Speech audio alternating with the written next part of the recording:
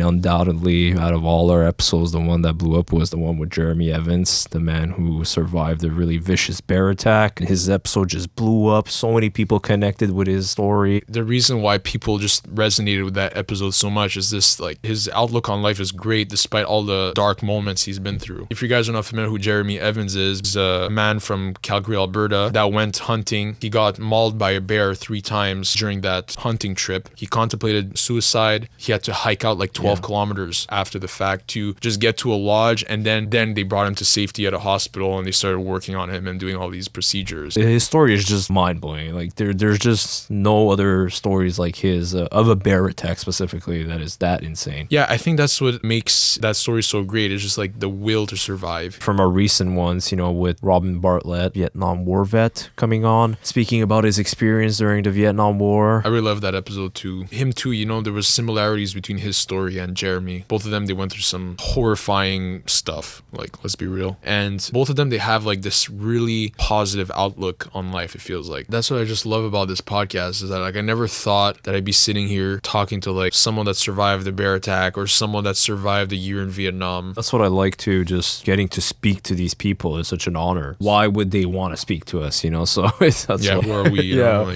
We haven't been through these crazy things, but it's our, curiosity, right, that pushes us to seek these stories. And hopefully for next year, we can have bigger, better, even more interesting guests on. Yeah, that's one of our goals for sure.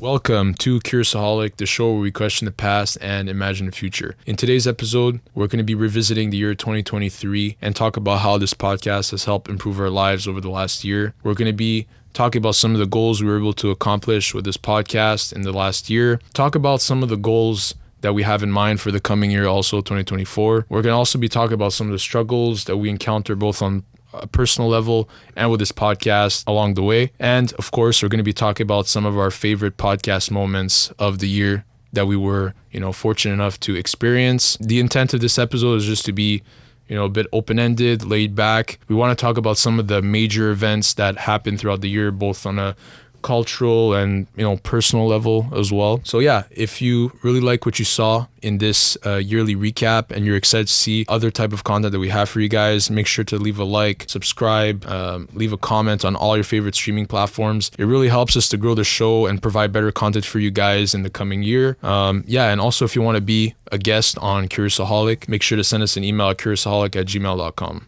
So without further ado, sit back, grab a drink, and let's talk about 2023.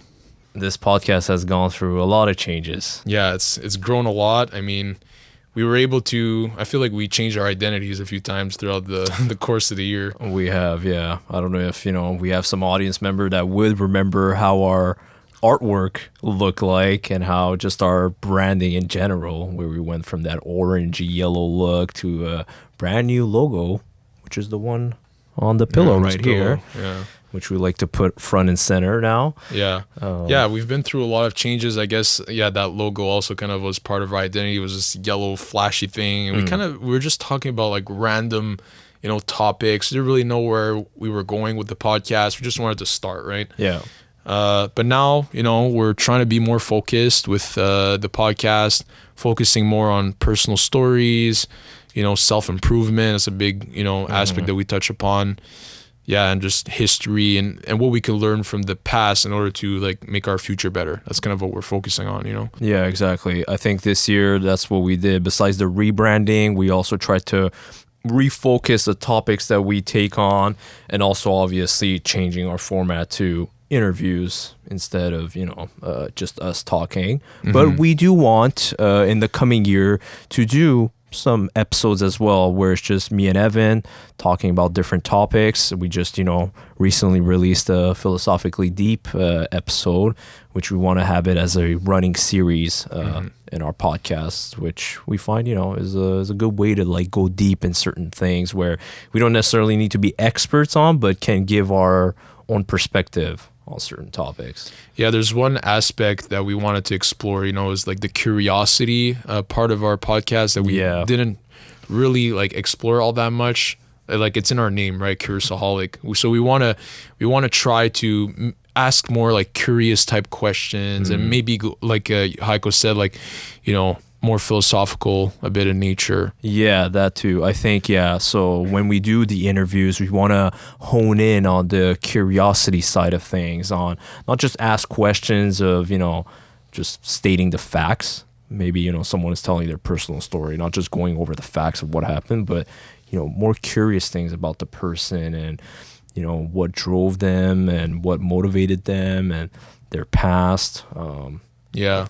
One YouTube comment that made me think a little bit was someone said, I want to know the person, not just like the events and the facts, So like for our that was a good point. Yeah, for our interviews, we're going to try to really hone in on that and trying to get to know the person better. Maybe, even warm up the guests more, try to get really more, connected. Because I think, we're doing like this online interview setting, and it could be maybe a little harder to warm up the guest sometimes, Yeah, I think that's the struggles. Doing interviews remote can be tough because of the fact that we can't have that, in-person connection. And I think that plays a big role, when we see other big, podcasts out there where the guest is there in person.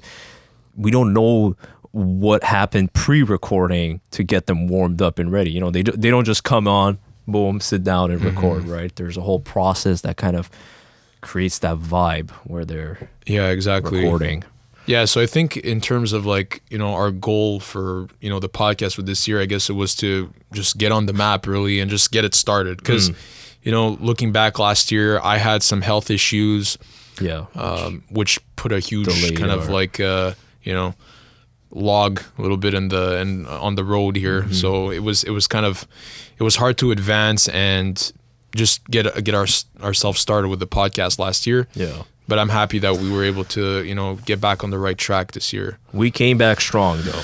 Yeah, we did. If you want to get into that. Yeah. I mean, we didn't expect one of the episodes to blow up that much, but I mean, undoubtedly, out of all our episodes, the one that blew up was the one with Jeremy Evans, the man who survived a really vicious bear attack. That was, what was it, our third interview that we did? Yeah.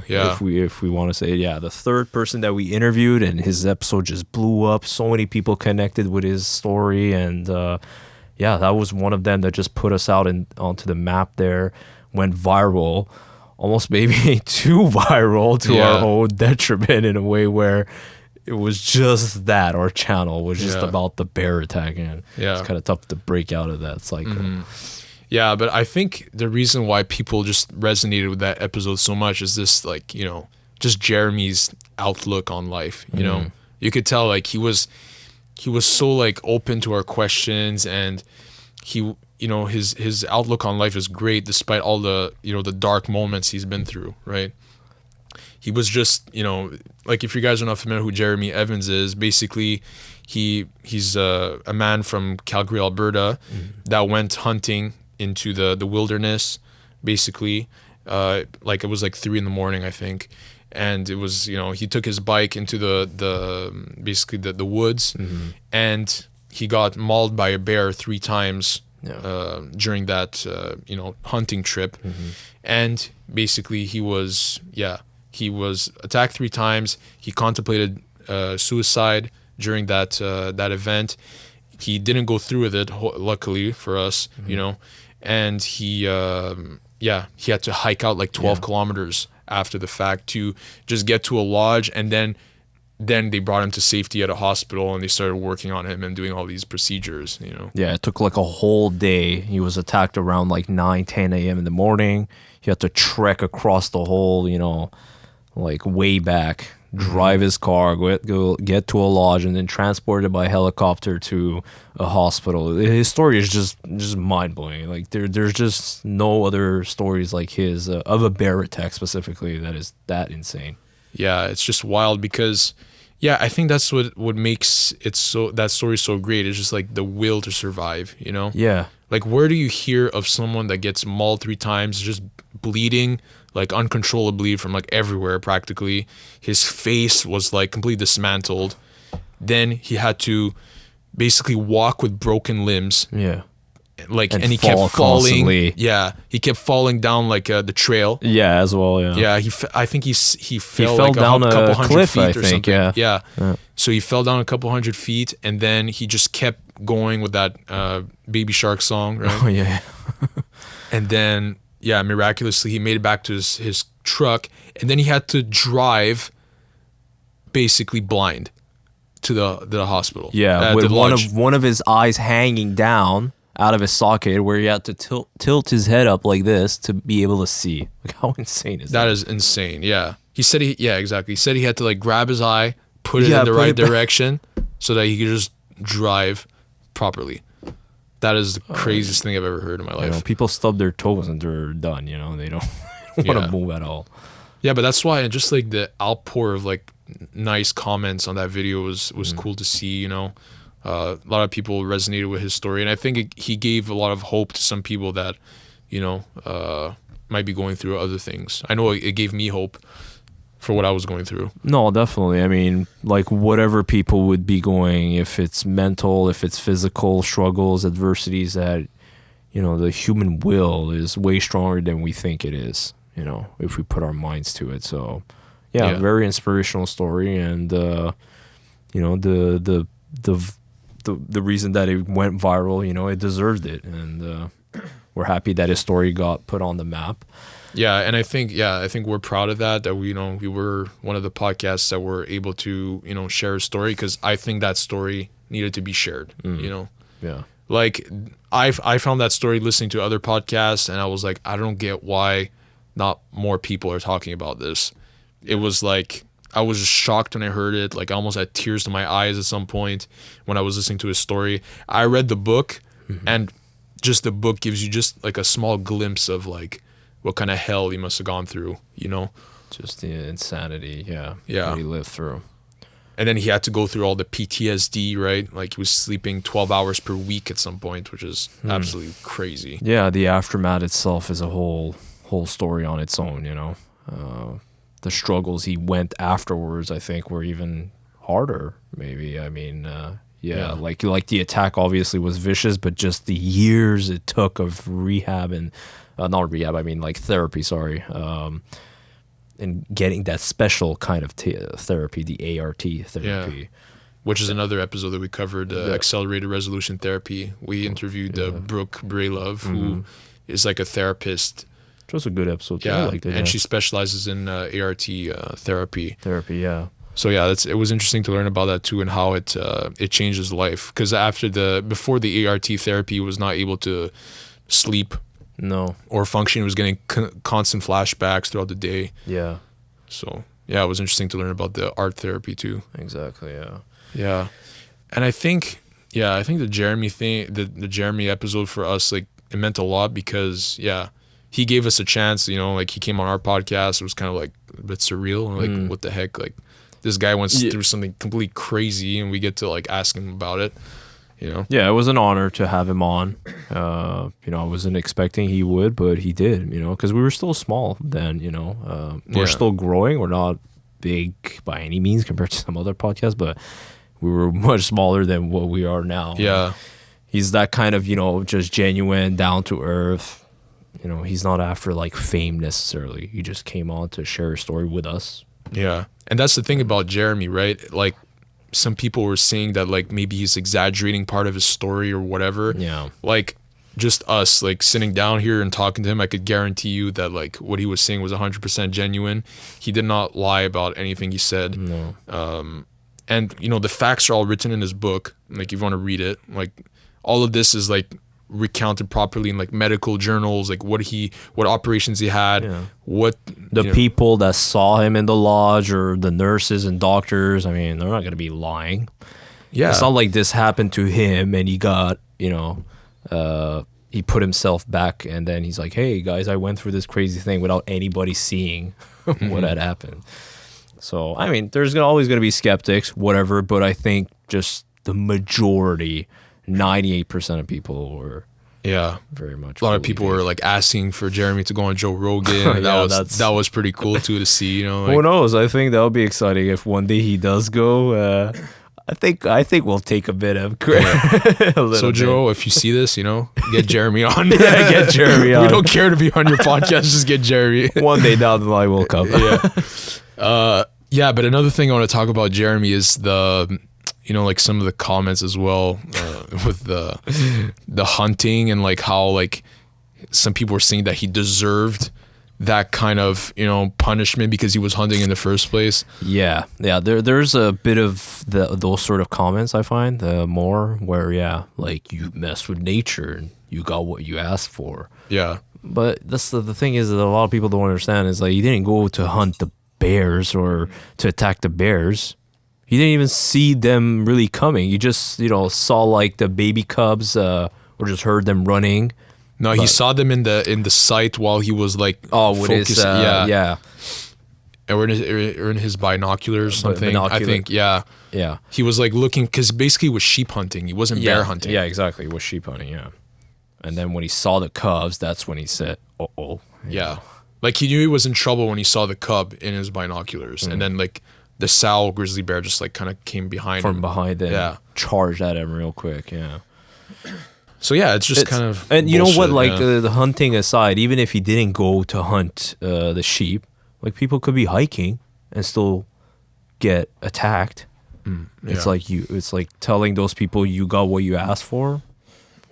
Yeah, like I don't think like look, some people could agree that like some people may disagree that hunting is like it's a bad thing. A good thing or whatever.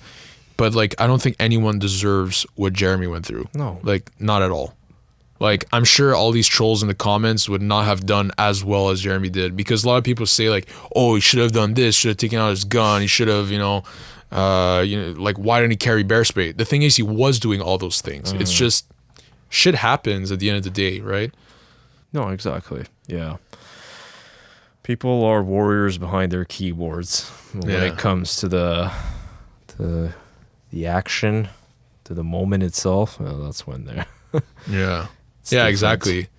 It's always like would have, should have, could have, It's like, oh, I would have done this or I should have done this. Of course, you're always an expert in hindsight, but not when it happens. Like hindsight is 2020, right? I mean, exactly. It's like in the moment, like what better could he have done? Nothing. Yeah, nothing, yeah.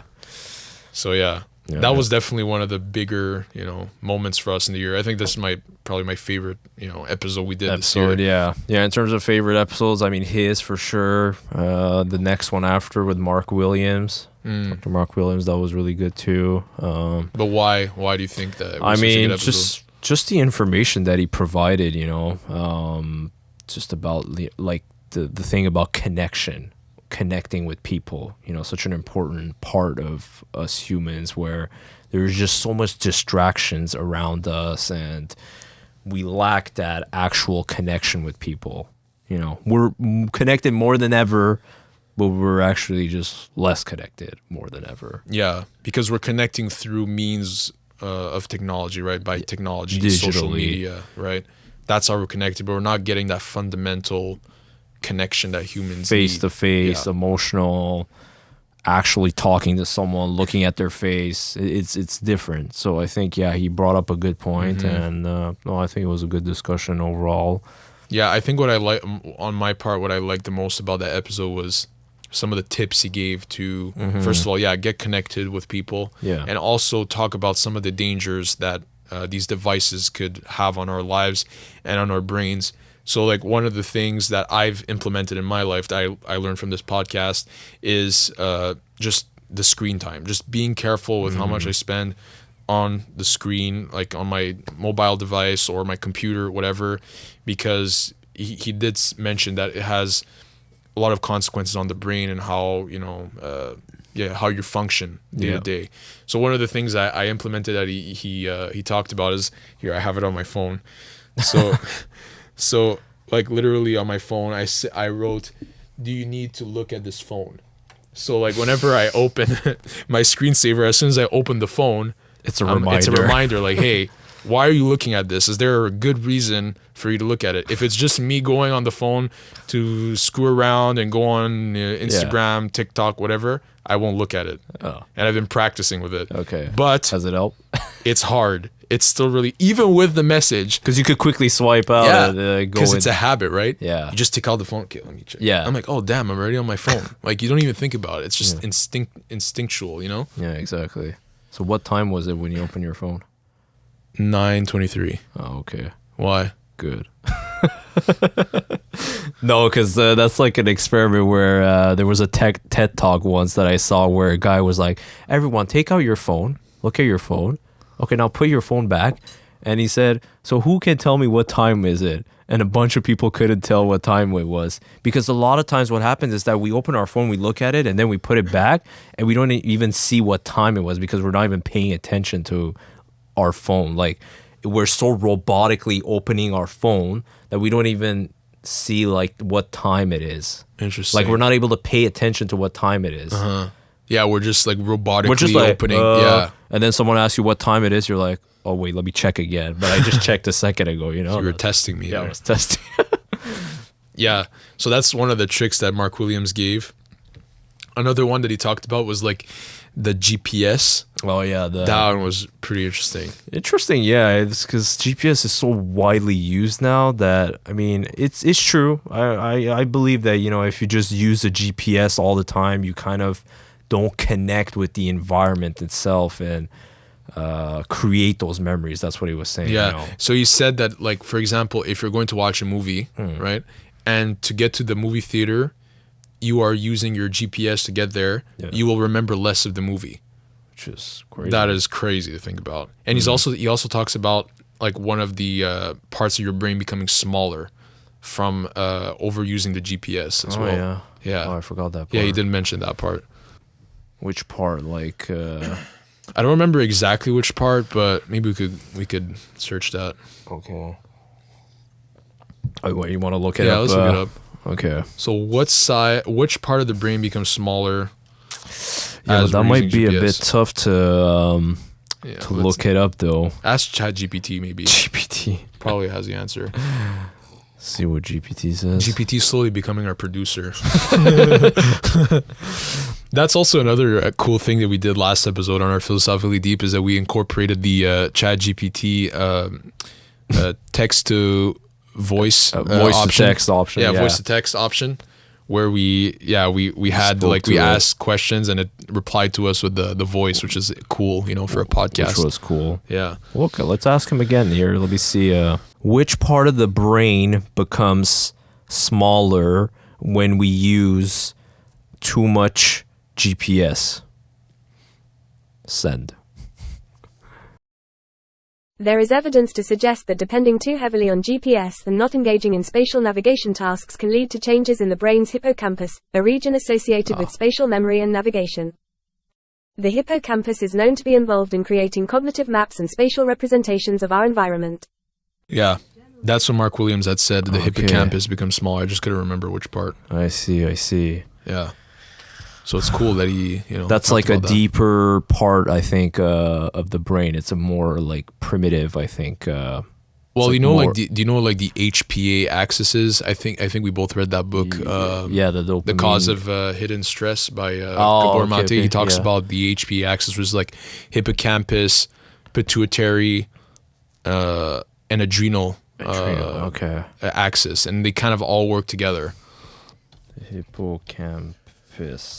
Yeah, it's like it's almost in the center there. Mm-hmm. It's a very primitive part of the brain. Like when I'm saying primitive, it's basically because we started with those parts in our brain and then it developed into, you know, the frontal lobe and all the other parts where we make, you know, decisions. Yeah, so it's interesting that we talked about that. What else did we talk about during that episode of Mark Williams that I really liked? Just the effects of like pornography, right, on kids and on he talked about like about sex offenders and, you know, a lot of how pornography leads to a lot of those problems. Yeah, well, the usage first, the effects on children's brain, yes, and also like the dangers of social media, where there's a lot of like predators, Yeah, sex online offenders, predators, yeah. sex offenders, predators that prey on young people on like Instagram and TikTok. There are a lot of like the like predator rings that go on those platforms where they try to find kids and then attract them. And I heard there's some sex offenders on Roblox. Did you hear about that? You know the game? Roblox? Yeah, I know Roblox. Yeah, there's like sex offenders on Roblox. Really? Yeah, like how fucked up is that? Like what would I don't know. They just, I guess they just know play, because yeah. I guess they know because there's a lot of kids that play there that they want to, they station themselves there and they lure them in. So messed up. That's pretty fucked. So yeah, you don't even know like You don't know who's where- behind the yeah, screen. Exactly. That's the thing. The web is so complex and it's so, it's so big. Like it's hard to track where everyone is, right? You can't know and who it is. It's just the anonymity creates, Yeah, you could pretend to be anyone you want, you know? That's the crazy part of online, you know? Yeah. No. So I think he did raise dangers regarding that. What else did we talk about in that episode? I mean, yeah, a lot of just tips on how to, be more focused, like the Pomodori technique. But what was that again? It was like 25, was it 25 or 20? Sit-ups or squats or something. No. No, 25 minutes where you just do your work and then 5-minute break. Yeah, but then he said to do like some squats or some push-ups in the middle of it. Oh, I did think he? he said maybe it was an optional part of it, but Maybe, yeah. But yeah, it was like kind of, the Pomodori is like 20 or 25 minutes where you just focus on your work and then 5 minutes break. yeah. And then you do that 4 times. And then after an hour, you take like 10 or 15 minutes break. Yeah, and he says it's like the most efficient way to work. Yeah. To not do like an hour, 2 hour working and then you get drained. And you procrastinate, probably. Yeah, so that's interesting. Yeah. And I think what he was saying, that was interesting, I've been practicing, is just to like focus on one task without getting distracted. So like, let's say this podcast, right? We're just focusing on the conversation without too many distractions, like my phone, whatever. Yeah. And then just like, I've been practicing that with like reading books, right? Just like trying to read, this is my task right now. Nothing else. Yeah. So that's been really useful. So yeah, that episode, I just loved it because there were so many valuable tips that he provided to improve our lives, you know? I think because we resonated with it and it was something that we personally were struggling and we're trying to find ways of bettering ourselves in the digital age, Yeah, it hit hard. I mean, like after that episode, I was like, man, I need to make like a radical change with what I'm doing with my life. Yeah. Like I was just like, look, I'm gonna be honest, even today, like I was just on my phone playing, I've been playing like Magic the Gathering online. Like, why am I, like, I don't even get it. Like, I haven't played this game in years. I'm just like, oh, let's play Magic. Like, why? Yeah. I always get sucked in somehow. There's always like, it's almost like sometimes I feel like I'm able to like get past one addiction. And then once that's over, I jump on another one, you know? One, yeah. No, I know what you mean. Yeah. It's like you're able to beat one and then something else gets your attention and you're like, man. Because you're like, oh, okay, maybe I can play a bit. Like, I'm okay. Like, you're almost like letting yourself loose because you're like, oh, I accomplished this. I was able to beat this addiction. I'm okay. I'll be fine. And then 3 hours pass. You're like, wow. Okay. Yeah, and that's one thing that Mark Williams was talking about is like setting timers for things. That's also kind of things I've been doing. But sometimes I use that as an excuse. Like, oh, it's time to play games. Yeah, now it's time to play games. Start playing games. Yeah. You gotta like find moderation in things or maybe just completely removing certain things that you find that just suck you in Yeah. completely. Yeah, that's the thing with me. It's like I feel like whenever I'm able to remove something entirely, there's just something that comes back and I get sucked right in. Oh yeah. That's always what it is. I always need like distraction. I always need like something to get me going, That's what I feel like. But that's another thing like just in general that I've been thinking about because I've also tried to like meditate more in general, just trying to like do breath work, breathing, just being clear of distractions, because I find that we distract ourselves often in life, and when we don't sit in silence, we're never able to discover who we are and what we want, because we're constantly like, phone, music, eating, watching something, or doing work, or even this podcast, whatever. Like, I mean, we're always distracted. When is the last time that you just sit and do nothing? Yeah. It's rare. I try to do that like right when I wake up. Just like take like Just 10, like- 15 minutes, just breathing, just clearing my mind as much as possible to start, on the right foot. Where else I'm all over the place. I'm just scattering. My brain is just scattered, and I'm just doing whatever. Yeah, a bunch of different. Yeah. Huh. And also, like, I know it's kind of a meme to talk about the cold shower, but you know how like they say like people that take cold showers, they don't shut up about it. They just talk about it all the time. That's it. Yeah. It works though. Like, as much as like people like troll and like they talk about it, like it works. Like I do it right when I wake up. It just like it wakes you up. It centers you too. Like it puts you right like where you So need do to you go. do it in the morning? Yeah, I try to do it. Like, Even in winter? again, I want to be honest. Like, the cold shower is just hard to stick to. It's like, yeah, you get really lazy with, I don't need to take a cold shower today. It's cold. Yeah, it's today. cold, yeah. Especially, we're in Quebec, so it gets pretty damn cold in the winter. So getting up in the morning and Especially when you're in your bed cozy, and you take off the sheets, you're like, Yeah. it's like a bit cold in the room, yeah, right? exactly. With the heating on and you have your blankets Yeah. on you and you wake up, you're kind of warm and your room is comfortable. Getting in that shower really, really takes some effort. Yeah, no, I mean, especially in winter, like, I Oh don't know. man, it's rough. And that's not even the worst part. People do like the cold plunge. It's even worse. Like they take like a bath of water. They put ice in it. They let it like get really cold and then they go in there. That's even worse. Yeah.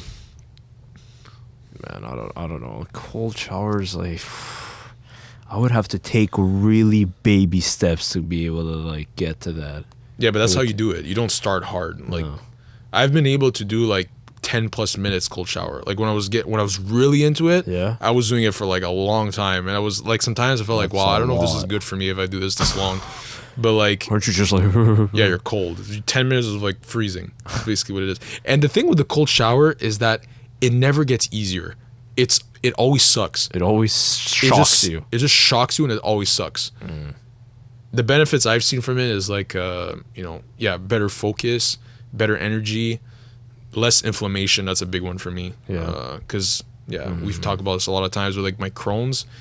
I try to like put it on my stomach, just even like my obliques and everything. Try to lower the inflammation. Put it on. I don't even know if that works. Just me, even if it's placebo, I just do it anyways. What do you mean put it on? Like, I make sure the water goes like goes all on your- around, like on my okay, stomach, okay. on my sides, Yeah, I mean, I don't know. I feel like, well, doesn't it all have to do like just your muscles, right? And how they contract, just relaxing everything down. But that's the thing, since like I do powerlifting, right? Like, that area is just always activating, yeah. like always working. So it's like it probably does help. Like this morning, like last night, I barely slept. I was so sore. Like my body was aching everywhere. Like I couldn't move my hamstrings. Like I was just really sore from like a workout I did yesterday. Then I was like, okay, the cold shower is gonna save me today. I feel like I did the cold shower. I was way less sore after. Oh yeah. Yeah. Again, I don't know if it's placebo. I don't know if it does something, but whatever. Honestly, I don't care. Like, placebo is like, listen, if it works, it works. Yeah. Like, who cares? Yeah, Like, exactly. but isn't that powerful still? That your mind, just your mind, is able to make you feel better and cure you of whatever ailments you might be. Yeah. Because it just goes to show, like, just how much our minds also control. Like, if we're just stressed constantly worrying about something, it just exacerbates it and makes it worse. Yeah. So Yeah. I think- Yeah. Placebos could be powerful. Yeah. I mean, like I said, I do powerlifting, and like just things that might be a placebo in lifting, like you'll take it anyways. Because like if it helps you lift more weight, Yeah. why not take it? Like yeah, some might say, "Oh, it's voodoo stuff," or you're yeah. I remember last year when I did my powerlifting meet, like one of our friends like was starting to get cramps, and I told him in advance like bring salt, because like salt apparently helps you with cramping. But like we don't know how long like the body it takes to absorb that salt and put it to use, right? So I told him take salt, and like then we talked, and then his cramping went away. And after the fact we started talking about it, I was like, even if that was a placebo, it still helped you, right? Still helped you, yeah. Yeah, it's like who am I, to tell you not to do that. Yeah, to do that. Yeah, exactly. Exactly. So yeah, placebos could be good, I guess. No, I agree. Another placebo that I've been experimenting with is the decaf coffee. So I recently I switched to decaf because I've been having like issues sleeping for a while, and well, it's not terrible. It's just like I want to make my sleep better, Yeah. And like I what I realized was, in the morning I was drinking a cup of coffee, okay, but the cup of coffee I was drinking, which I thought was 1 cup, turned out to be close to like 3 or 4 cups of coffee. That's what I realized this morning. How the F? Because the cup I drink from is this big, like round cup, okay, that fills up like quite a bit with fluid, and on the side of the coffee machine, there's like a measurement of how many cups you're putting, right? And I filled it up to 4 cups, and I saw it on the side how much water I put. Okay. And then I took basically the equivalent of 4 cups and I transferred into that. And that's how much it was? And then I'm like, holy crap, I was drinking like 3 cups without realizing how much caffeine I was having. So maybe that's why I was like, I was killing my sleep by doing so. Probably. I mean, I don't know. At what time were you drinking it? Like 10 a.m., let's say. Okay. I mean, they say, 10. 10. And you usually sleep around 10:30. Yeah, I'm a pretty early sleeper. So they say at least 10 hours before your sleep. So meaning like 12 would be your max. But if you are drinking that much, who knows if there's some remnants of the caffeine by the time you go to bed. Yeah. Because it has a quarter life of 12 hours, meaning a quarter of the caffeine is still in your body after 12 hours. Yeah, so I switched to decaf. Yeah. And how was it? It works. I mean, first of all, what I listened to Matt Walker, the sleep expert guy. Yeah. So I heard him say something about how decaf basically has like the same benefits as coffee, because there are recent like studies that have been done that are showing that coffee does have health benefits, especially from like antioxidants. So what's like a cool hack is like taking the decaf coffee instead of the regular caffeine coffee, but also getting the same antioxidants from the decaf. Does it? Yeah. It has the same antioxidants, except it doesn't have the caffeine. Because what kills you with the coffee itself is not bad for you. No. It's the caffeine that's bad for you. Okay. Well, that's the thing. I've always said, like, why don't people... Is it just a habit that it needs to be real coffee? Well, like, caffeinated coffee, because they think if they don't get that hit, then it's not working or something's off. Yeah, and the reason why I said that, like, I'm using it as like a placebo, is that like before my workout, I'm like, oh, let me have a cup of coffee. It's gonna help me for my workout, but I'm not actually having coffee. I'm having decaf. So like I'm tricking my mind. I'm just like pretending it's regular coffee. You're thinking, oh yeah, let's have a coffee. It's gonna wake me up for my workout, but it's not real coffee. Like, oh, I'm stronger. Yeah, exactly. It's like a trick I'm playing on myself. It's funny. It's funny, how it just your mind makes you think. But yeah, I have to admit that the decaf does it. Like I don't feel like that kind of buzz that you get. Like well, it's normal. Yeah, it doesn't have that caffeine. But I still pretend that it does something. I'm trying that. Try it. Because I like the taste of coffee. Well, that's the thing. I think a lot of people like the taste of coffee, but they don't necessarily need the caffeine. I mean, maybe, a lot of people want that boost. But like my mom too, she likes just, just taste and eating a bit of chocolate with it. She just likes, that whole experience. And I mostly like the aroma of coffee. That's what I was going to say. Yeah. When I go in a coffee shop, like I like the smell, usually I don't like to drink it because I don't like the bitterness and I don't want to start putting sugar or other stuff. Like I usually like mocha, right? Because it's a mix of chocolate and coffee like that. It's just good. Yeah. But that's the thing. A lot of people just like the aroma, just what it makes them feel like. Yeah, just the smell of coffee in the morning is just Yeah. like, oh my God, it smells good. Yeah. You know, just before you get all the, you know, the craziness of your day started, just having that coffee in the morning kind of, Yeah. you know, it centers you also a little bit. Like, oh, let me Yeah. have my coffee, chill a bit, you know. Yeah. It's like a ritual thing. It's a global ritual that a lot of people partake in, but it has its cons, right? So we got to be careful with the Yeah. caffeine part. So yeah, I've been liking the decaf. It's been helping me. I don't know how we got into the topic of decaf. Oh yeah, we're 100%. talking about placebos, Oh, right? okay, yeah. Yeah. Yeah, you gave that example as a placebo. Yeah. So yeah, that's been a cool thing. I mean, what other cool episodes do we have this year? Well, the ones that we enjoyed. I mean, all of them had their own, interesting parts. Another one that I liked. I mean, from our recent ones, with Robin Bartlett, that was really cool. Having a Vietnam War vet coming on, speaking about his experience during the Vietnam War. Getting more of the history side. That was really cool. Yeah, I really loved that episode too. Like just him too, there was similarities between his story and Jeremy in a way. Both of them, they went through some horrifying stuff, like, let's be real. Yeah. And both of them, they have like this really like positive outlook on life, it feels like. Like Robin is he's in his 70s. He doesn't, I don't know, he was like happy to talk to us. He was like really friendly. Yeah, he doesn't have like resentment or stuff. I mean, obviously he said that for decades he had this, closed inside of him and never really opened up this much. It was more, the past decade or so that he started talking about this.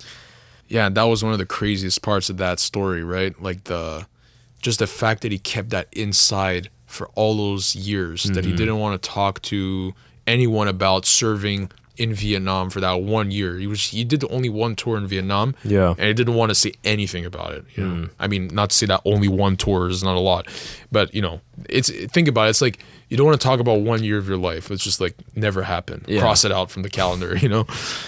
Well, I mean, yeah. A lot of people go through their life and not much happens, throughout the years, but that year for him was very impactful. So it's not just nothing. And yeah, the fact that he didn't say, and a lot of people didn't know that he was a vet, just speaks to, how they were treated. That's what he explained, how the Vietnam vets coming back were treated like, as baby killers and what other stuff they were called. Yeah, just gave his own, as a soldier, the perspective of a soldier that partook in that was called to duty to fight for his country. And obviously, there's a lot of debates as to, if that war should have happened, if it was right or not. We're not arguing for that. We're just arguing we're just presenting the story of this man who partook in that war and what he went through. Yeah. So, well, he said that he didn't have to, like, his parents like covered that well, right? Like the political, the political stuff that was happening. His parents shielded him pretty well from that, he said. So when he got back from Vietnam, he wasn't involved with all the protests against the soldiers and all the just drama. all the drama, calling them baby killers and all the stuff that people weren't happy about, killing the innocent and all that, right? Yeah.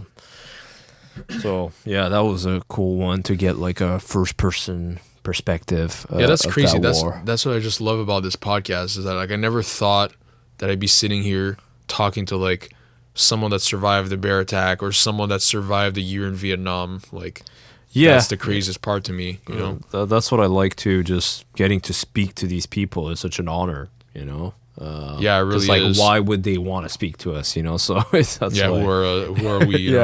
We haven't been through these crazy things, but it's our curiosity, right, that pushes us to seek these stories, and we're glad to have them on. And hopefully for next year, we can have bigger, better, even more interesting guests on. Yeah, that's one of our goals for sure. Yeah, I mean. Yeah, what are our goals for next year? What are our goals?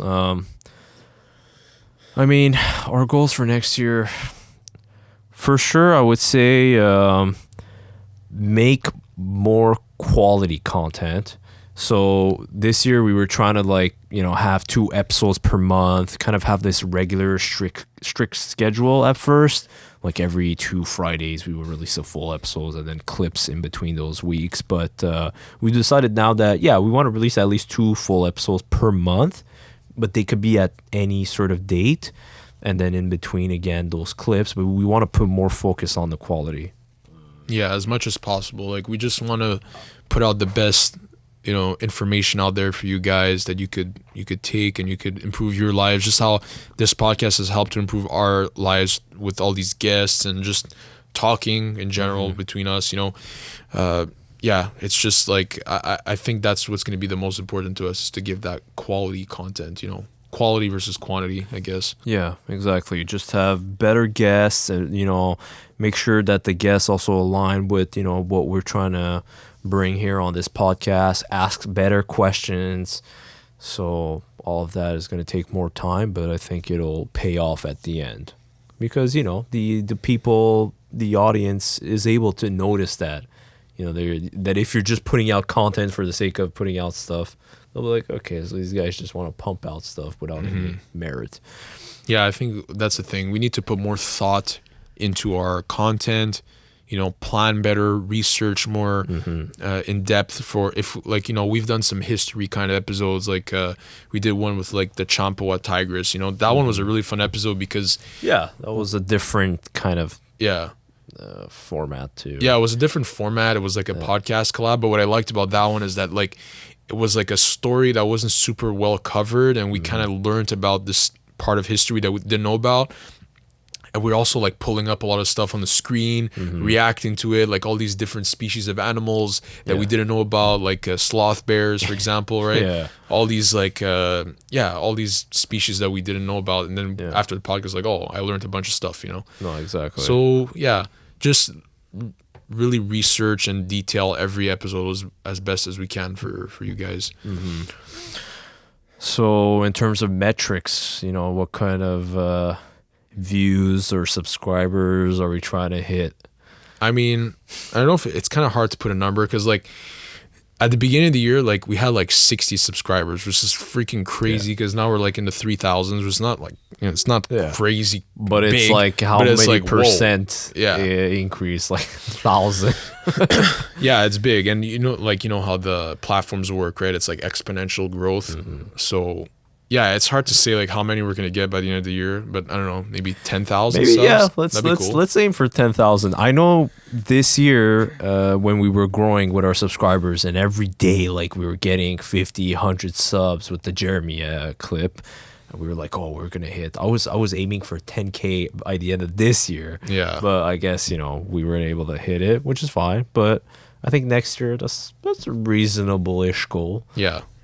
I think if we focus on putting out quality content, like you said, and just finding our target audience better, because I think that's where we're missing a little bit, is that connection on who you guys are. Yeah, who you guys are. Yes, exactly. So, we want to try to build that connection better and really make the link between our content and the audience. And once we make that connection, I think we're going to be able to achieve our goals better. Yeah. So just focus on the quality. I guess try to hit 10K by the end of the year, and what else in terms of the views? Goals? I mean, what about in terms of different content? Do we aim to make something different? Because we have discussed it, right? Yeah, well, I think what we did last episode with kind of incorporating interesting twists to our podcast, the ChatGPT thing, that I really liked. Yeah, that was fun. I mean, I haven't seen that many podcasts do that. So I think having different twists and spins to the episodes. It could be collabs. It could be just different things to spice it up a little, Yeah. I think also just doing our own episodes more. Yeah. I like our philosophically deep. I really like that, and I think it can bring our side more.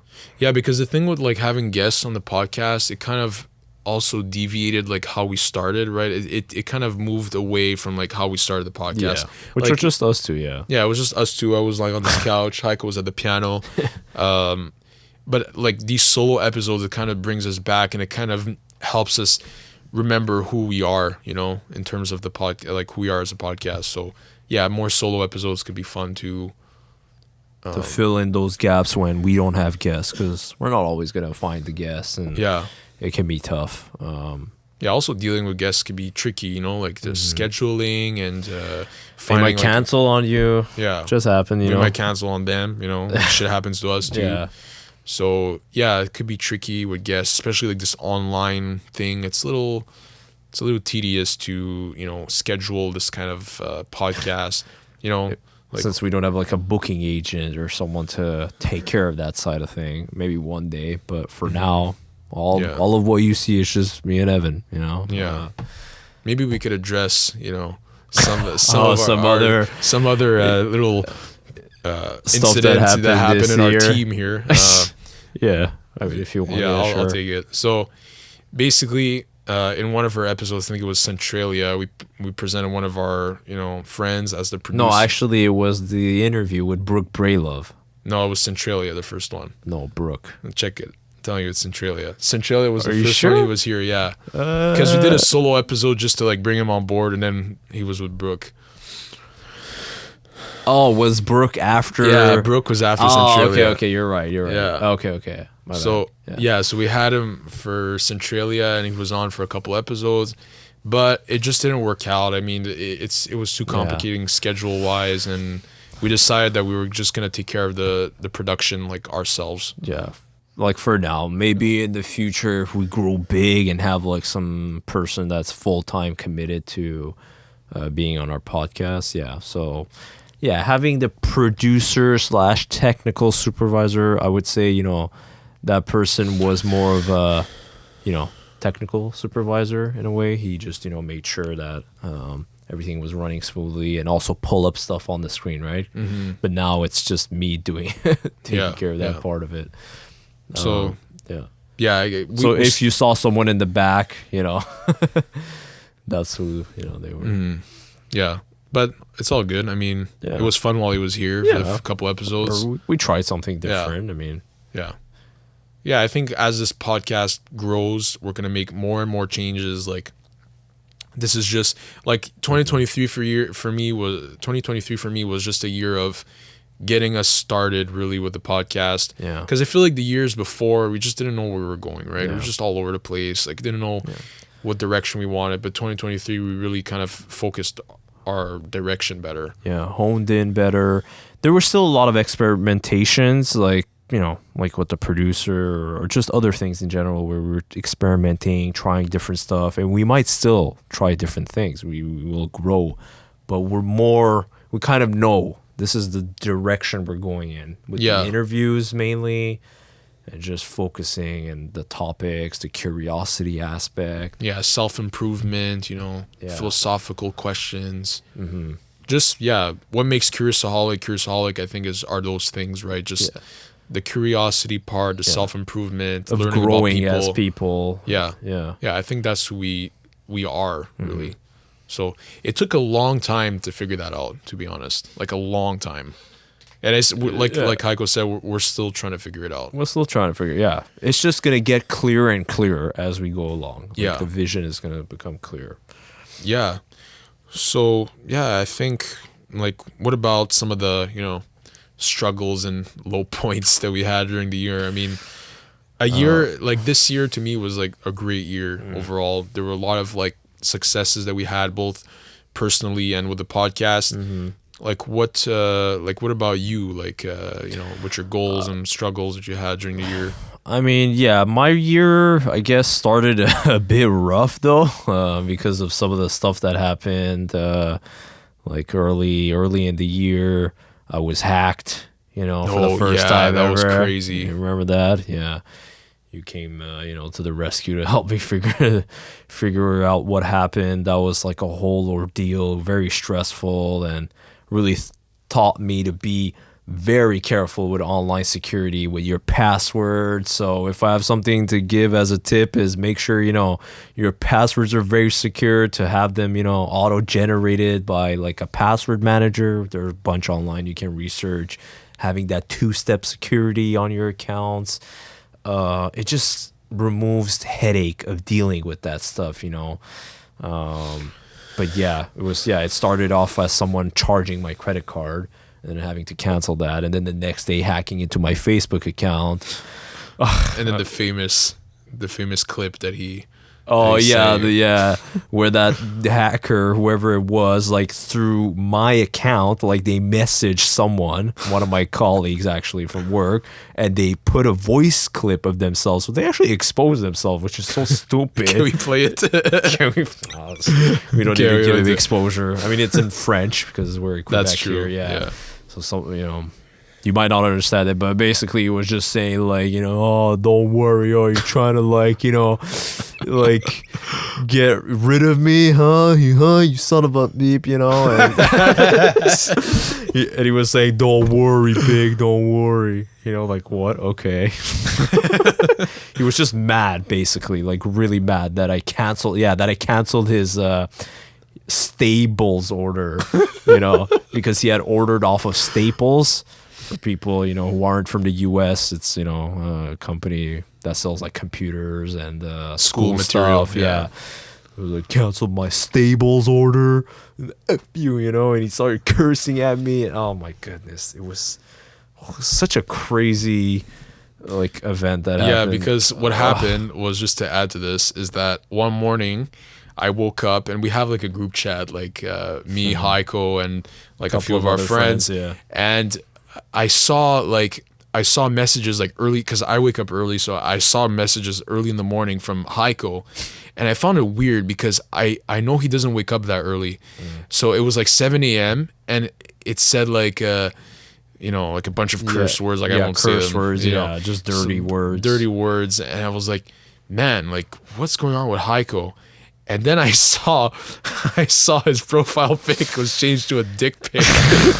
Oh my god. So I was like, oh crap, I know what's happening here, because I had heard that the previous day he had you had already started getting hacked. Yeah. And I was like, oh crap, this guy also hacked his Facebook account. So I called you that morning.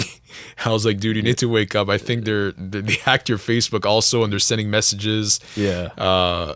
Yeah, and that's when they message your colleague and all that, right? Yeah. Well, no, that was a bit later on. Yeah. But they were doing other comments on my wall and commenting under other like people. Actually, that's the thing. They were posting on my Facebook through my Facebook saying like, "Oh, you canceled my order? Like F you, you son of a bitch, how dare you try to cancel my order?" They were basically taking revenge by accessing my Facebook to just try to. Oh my god, embarrass me. So crazy. Yeah. So, my year didn't really start great with that. It was like in March 3rd. I remember that was the day. Yeah. It all went sideways from there, huh?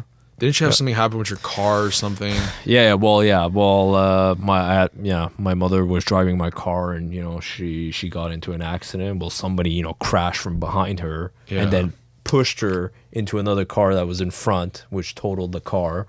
So that was a whole ordeal to go through, to insurance and whatnot. And also, my computer, if you remember, stopped working. That was a whole thing too, to try to figure out what was going on, and it had to do something with my graphics card, basically. Not my graphics card, like some component attaching the graphics card to the motherboard, whatever. That was the whole thing. Oh my God. The reason why that's like significant is because that computer he's talking about is the computer we used to like record our podcast. Yeah. So we couldn't record. Yeah, exactly. So delayed editing, recording. So it was like just back-to-back freaking things happening there early in the year. But afterwards, things calmed down. I was able to regain myself, and the Jeremy thing happened. We were like on cloud nine for a while. Yeah, at least the Jeremy. When was that? Like that was in April. Yeah. Okay. At least. Well, I think we recorded in April, and then for a few months something happened, and then we created clips a few months later, like in June, and then it just took off. I remember. Yeah. It took a while because we were recording other interviews after Jeremy. Yeah. What about the good stuff? Like what else? What about the good stuff? I mean, good stuff. I mean, just I would say more later, like down, like past few months, I've kind of, like I said, just focus more on meditating, breathing. I find, it helps a lot just to center yourself. I'm also trying to because I also dealt with a lot of anxiety this year, I have to say. And I find it like messes you up a lot. Like I hate it. Like I don't like having anxiety, and sometimes I just have anxiety for no reason. Just like, what is going on? Why am I every what the fuck? You get worried, or you're driving and everything worries you, like just everything, And I try to get that under control more by like breathing, being present. Not worrying about things a lot. I find, in life we worry too much just about every little stupid thing, about what people think, about what, others do.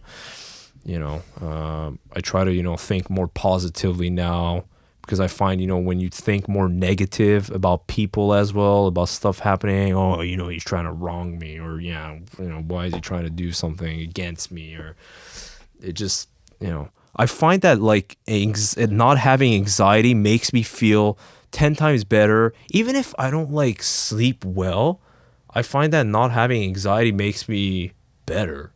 Like just feel better. I don't know if you... Yeah. Well, I think something interesting that you said is like not, blaming other people. And that like Jordan Peterson talks about that in his book, right? There's a chapter called like, Don't Be Resentful. Was that from his second book? I think it's the first or the second. Can't remember which one. Yeah, I think I'm not sure if I remember that one. Yeah, but that's one of the chapters that like that resonated the most with me. Like in the chapter, he talks about how like if you're resentful to like other people, like you're just gonna be just bitter about everything. Yeah. Like blaming others for things that are not in your control, or just just blaming everyone for everything. Yeah. And not blaming yourself at all. Just like just being resentful. Yeah. That thing for me Yeah. was one of the biggest game changers from reading that book. Okay. Just think about like, don't be resentful. Like when shit, like let's say you're driving, right? Yeah. And then like someone cuts you off. Try not to get like angry. Yeah. Because it's so easy. Yeah, it's so easy Just to get angry. Don't start honking and putting on this show and pretending that you're tough and whatever. It's the ego speaking. Yeah, learning to let go of my ego is a big help. Yeah. And another book that's been really helping, like just another tangent. Another book that's been helping me with that, the ego part is the About Face book I'm reading. With Facebook, okay. Like how Jocko Willink, like he talks about like leadership and all, like a lot of the principles that he has for leadership he based from that book About Face. So About Face is about this. About Face. Okay. Yeah. So there's this American soldier. His name is David Hackworth, and he served in the military. He served in Korea, and he served in Vietnam. I think I haven't read the whole book, so I'm not sure if he served in Vietnam or not. But he did definitely served in Korea, and a lot of the things he talk about in there is just to, care about caring about his men, it, like in combat. It's like caring about other people is gonna make you better. So it's like, why are you like getting angry at everyone else? Like stop being resentful, stop being angry. Just listen to what people have to say. Yeah. Listen to their point of view. Yeah. And then you're going to get better. You're going to be a better leader. You're going to have less of a, inflated ego. So if you care for other people. Yeah, like that's what he says, that he puts his men above everything. Like even to the point where like he says like my wife, my kids, like they came second compared to my men in combat. That's to that extent. Okay. Like that's what he talks about, and it's so good, that book. Like a true leader. A true leader, yeah. Yeah. Like he would die for his men. He would die, yeah. Because the leader is the one who has to lead. Who has to be in charge, in front. Like have to be the one that goes in first, not like, you guys go all come in.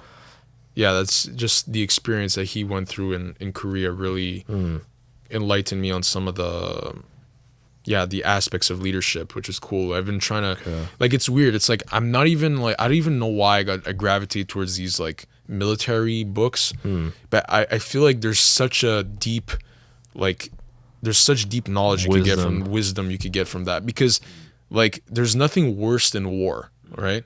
So it's like if you could apply the principles from war to like anything else in your life, then you could make everything better, you know? Yeah. Yeah, I guess because war like teaches those soldiers so much about themselves and their, mates, and how to react to situations, because they're put in such difficult circumstances where you can't like, oh, I feel sad, or, I'm bitter and resentful. There's no time for that. There's no time. There's no place for that. Yeah. So yeah, I really like that book.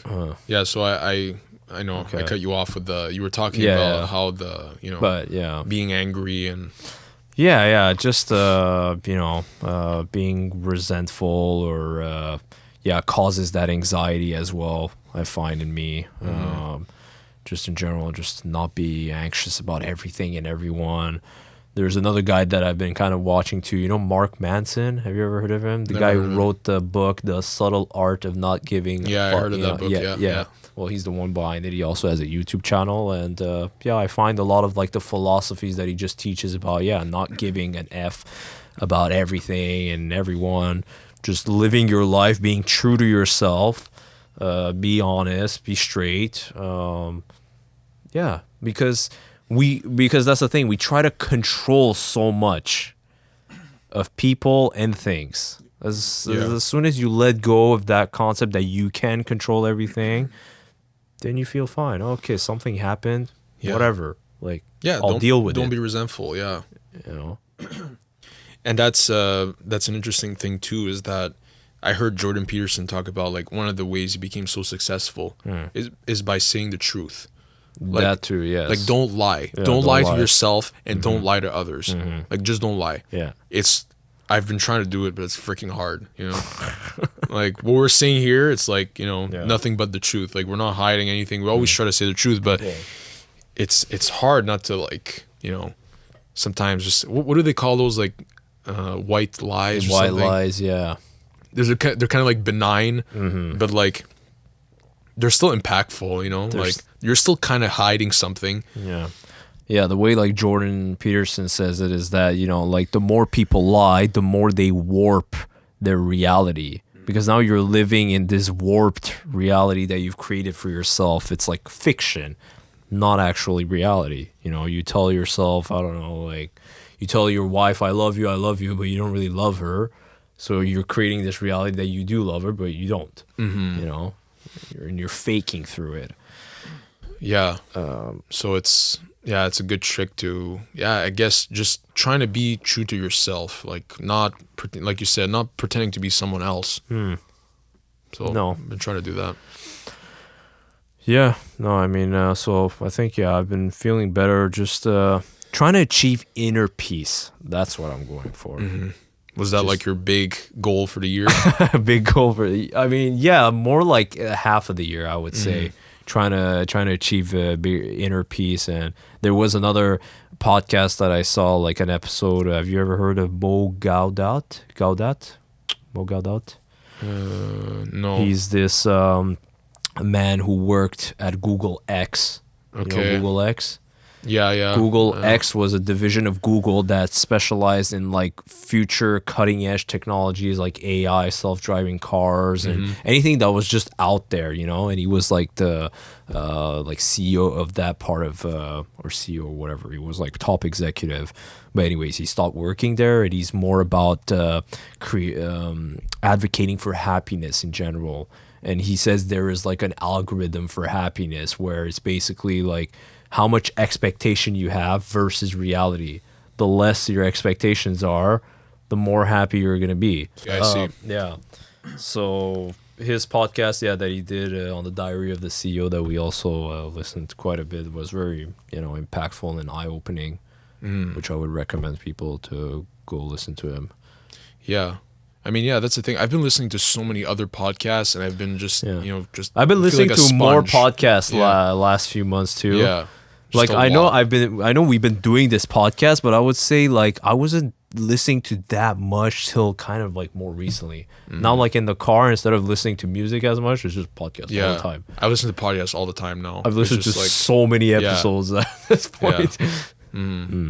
yeah, and I think like I feel like a sponge, just like Yeah. taking in So information. much and information, yeah. from all these really smart people that obviously know what they're talking about. It's helpful. Man. Yeah. Like I've learned so much just from reading books and listening to podcasts. Yeah. Like all the time, constantly trying to grab something from Yeah. what someone said, doing it to myself. Like feel like I'm experimenting all the time. You In a know? lab, yeah. Yeah. For sure. Yeah, I'm the same. Yeah, the book, yeah, that's another thing that I started doing more now. Kind of in my morning routine, trying to put that in more.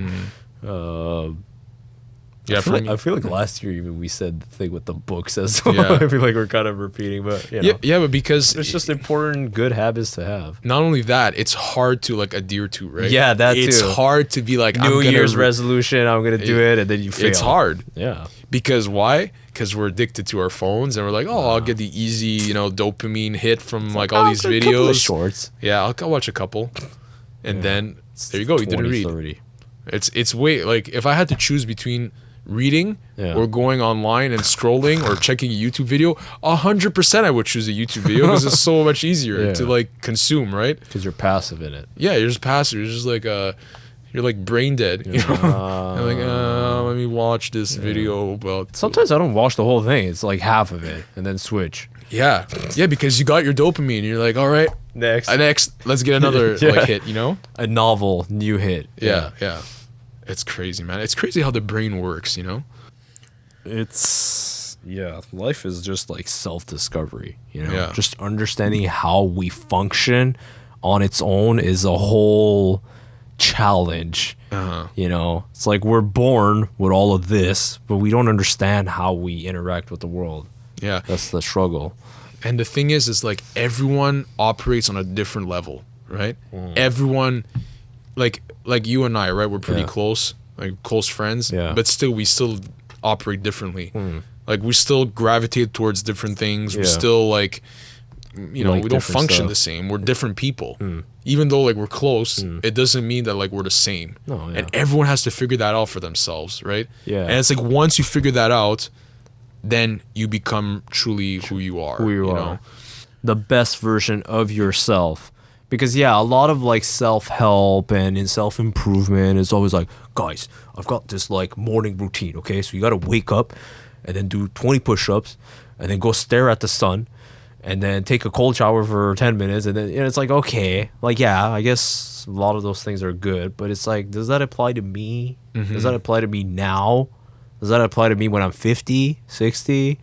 There's also that age thing. I find, people always give advice as if it applies to everyone at all ages, at all race and gender. That's why, like, we need to be able to absorb information, but be able to take what applies to us and disregard the rest. You don't need to follow every step of the way of how someone lives or does things. Yeah, that's a good point. Not like, like these gurus that tell you like, oh, you need to do this and you need to follow by this step. regiment, whatever. Like, it's not going to apply to every single person the same way. Like, Yeah. what if you're wired slightly different and you like something else? Yeah. And something else could be good for you, right? Like diets, right? Like some people, they, they're more, if they have like a carnivore diet, it'll feel great. If someone else does that, it'll feel like shit. Yeah. Right? So it depends. Like, you can't follow like this strict, protocol that is apparently going to make you like the best version of yourself.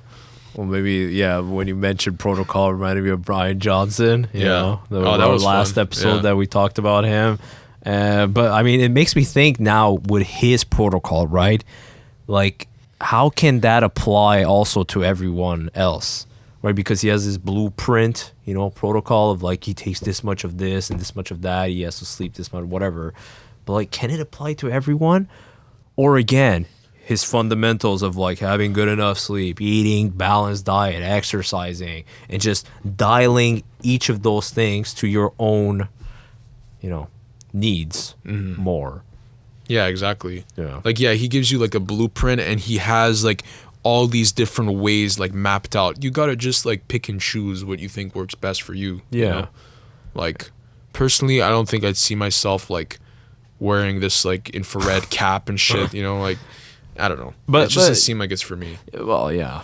I mean, you would have to have the same sort of team that he has to follow you, your body, and what your needs are to see how to optimize your body. But Exactly. obviously, that's very expensive and not accessible. Yeah, right. It's just, what he's doing is, doing an extreme experiment on his own body to see how much, you could push the human boundaries.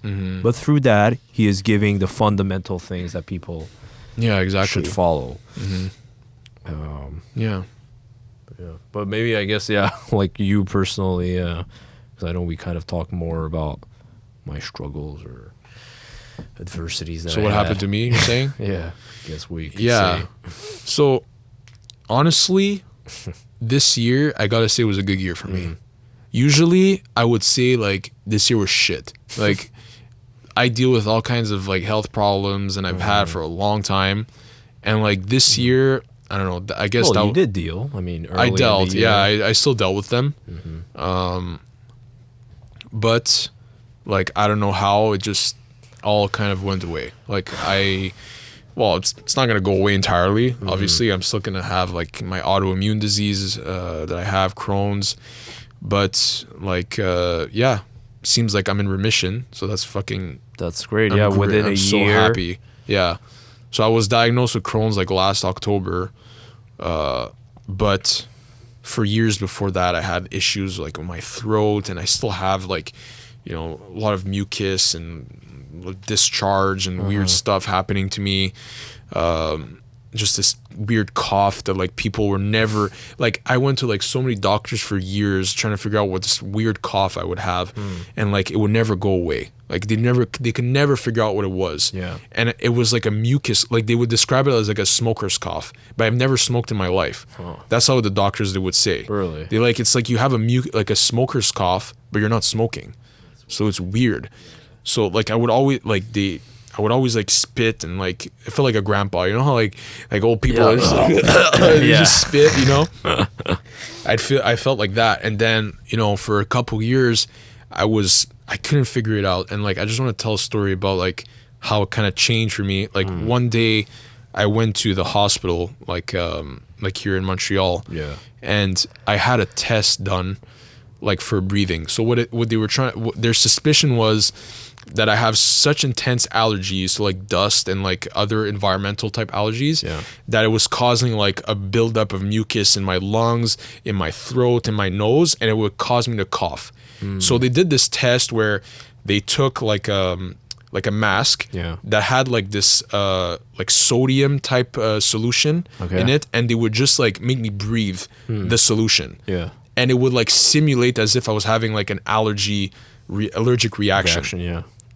So I was doing the test, and they would tell me like I would take like a breath of that, and then the goal is to like blow as hard as you can into like this tube to see how much like oxygen, like CO2, I guess you're exhaling. I think you told that, and then he was like, "Why are you not blowing hard enough?" I think Yeah, she so the lady told me like, "You're not able to breathe harder than that." I'm like, no, like that's point. why I'm here. That's why, like, I'm having issues breathing. Like, why are you laughing at me? Yeah. Like, she was laughing in my face. Yeah, like Like what the oh, fuck? wow, you're not able to breathe harder than this. Yeah, you're not able to breathe harder than this. And I was like, well, that's why why am I'm I here. here? Like, Yeah. that's what I'm trying to figure out. This issue that's been going on for years. So that I remember that day after that test, I was so mad. I was like, I need to like stop relying on these doctors, because it's been like 3, 4, 5 years. I can't remember how many years it was. It was a few years. I was trying to figure out what was happening. We couldn't get an answer. I tried a bunch of medication. Nothing was working. And I was like, you know what? I'm just going to try to like improve my fitness as much as I can. Yeah. And like, that's what did it. Like it fixed my, like I still have it, but it's like 5% of what it was. Like it's almost gone entirely. It's just crazy, Just goes to show you can change a lot, of your health just Just again doing Yeah. the basics. Yeah, because keeping yourself fit. yeah, like back then I was overweight, right? Yeah. Not exercising, not sleeping well. I was in a stressful like school environment, engineering, whatever.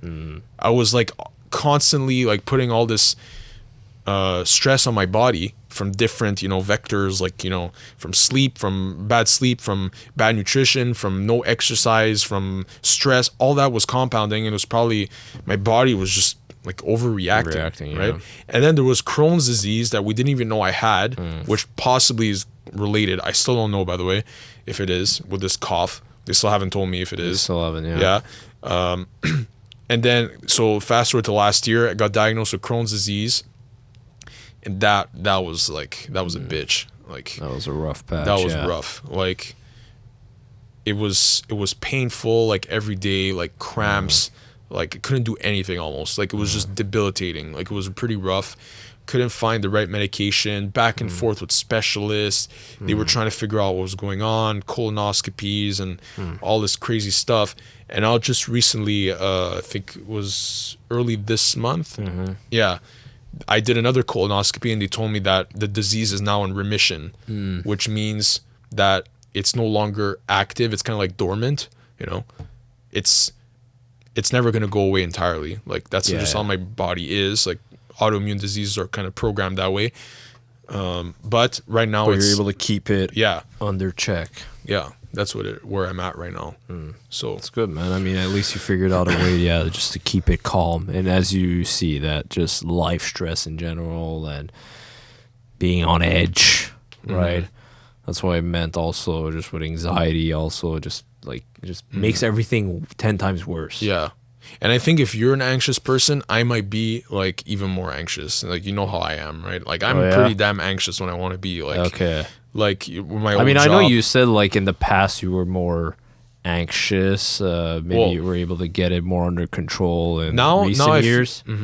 Yeah, that's the thing. In recent years, I've been working on it a lot. Like, constant like meditation, exercise, quitting my job was the biggest. Yeah, I think that also. thing. Because I was working a really stressful job before. I was in and out of a few jobs after I graduated, working in IT. It was rough. Like I was like not doing too good.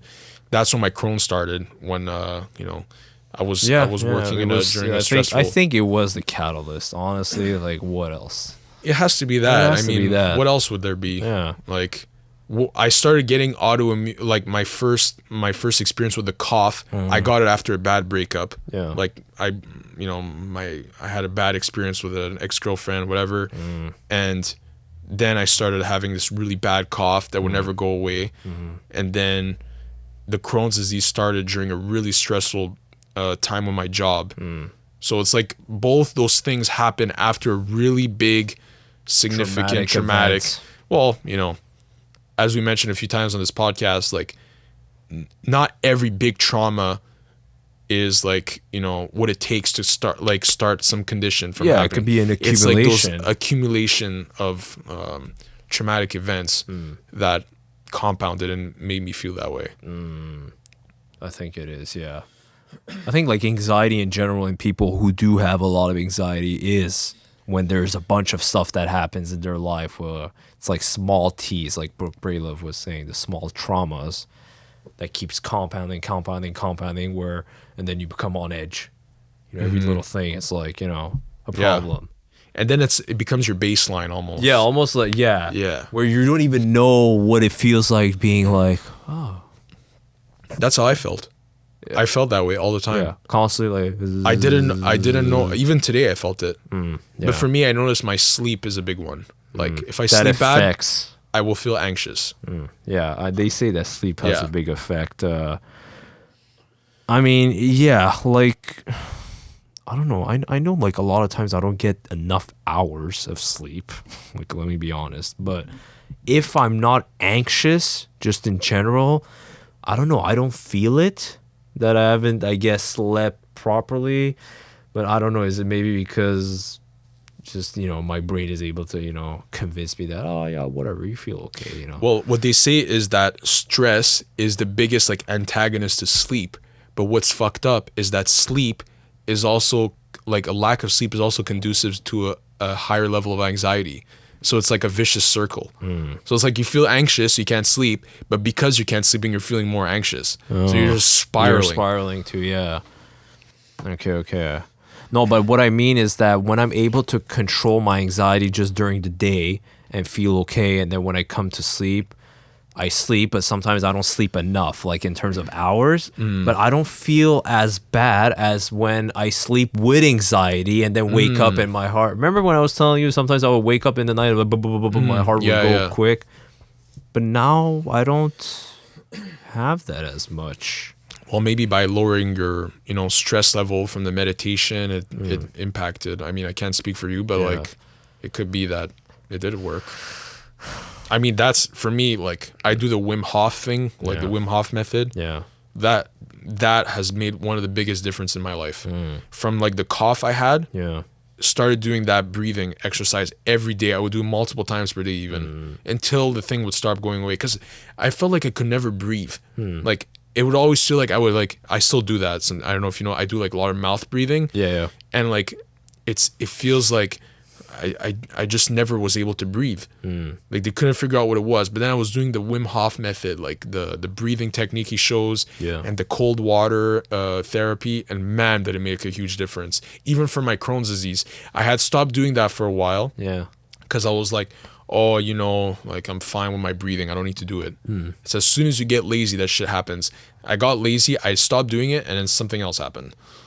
So if I had controlled my anxiety level, maybe, you mean what, your Crohn's? Maybe it could have helped. It could have. I'm not saying it was entirely preventable, but I'm saying maybe it could have been less bad in terms of symptoms. Okay.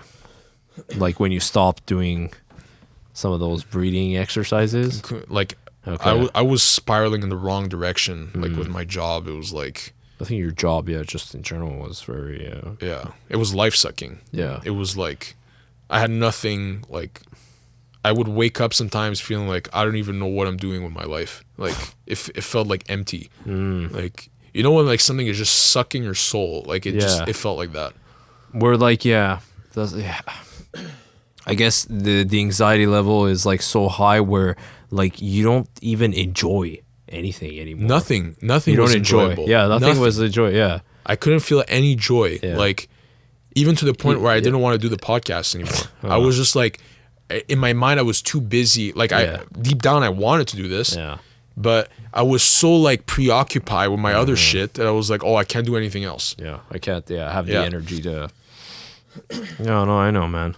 Like, it just sucks the life out of you when your mind is just buzzing with all that worry and. I feel like just that aspect of people's life needs to be, people need to take the time. First, don't distract yourself, because that's the thing. When I was dealing with anxiety, it was the distractions. Oh, YouTube. Oh, go online. Oh, social media, watching movies, watching stuff. But I knew I was just pushing it away, pushing it aside. So when I actually wanted to like face it, be like, okay, enough. Yeah. Like, why am I feeling like this? Yeah, like for me, like when I was suffering from the Crohn's like symptoms initially, I would like wake up in the middle of the night, be in like horrible pain, and like watch podcasts.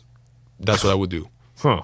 I was like, this is the only way I could like subdue the pain or something. Like, I didn't know what to do. Oh, yeah? But like, that was bad probably, like watching your phone in the middle of the night. Like, how does that help you? No, it doesn't. Yeah, you have to like try to stay there and just try to.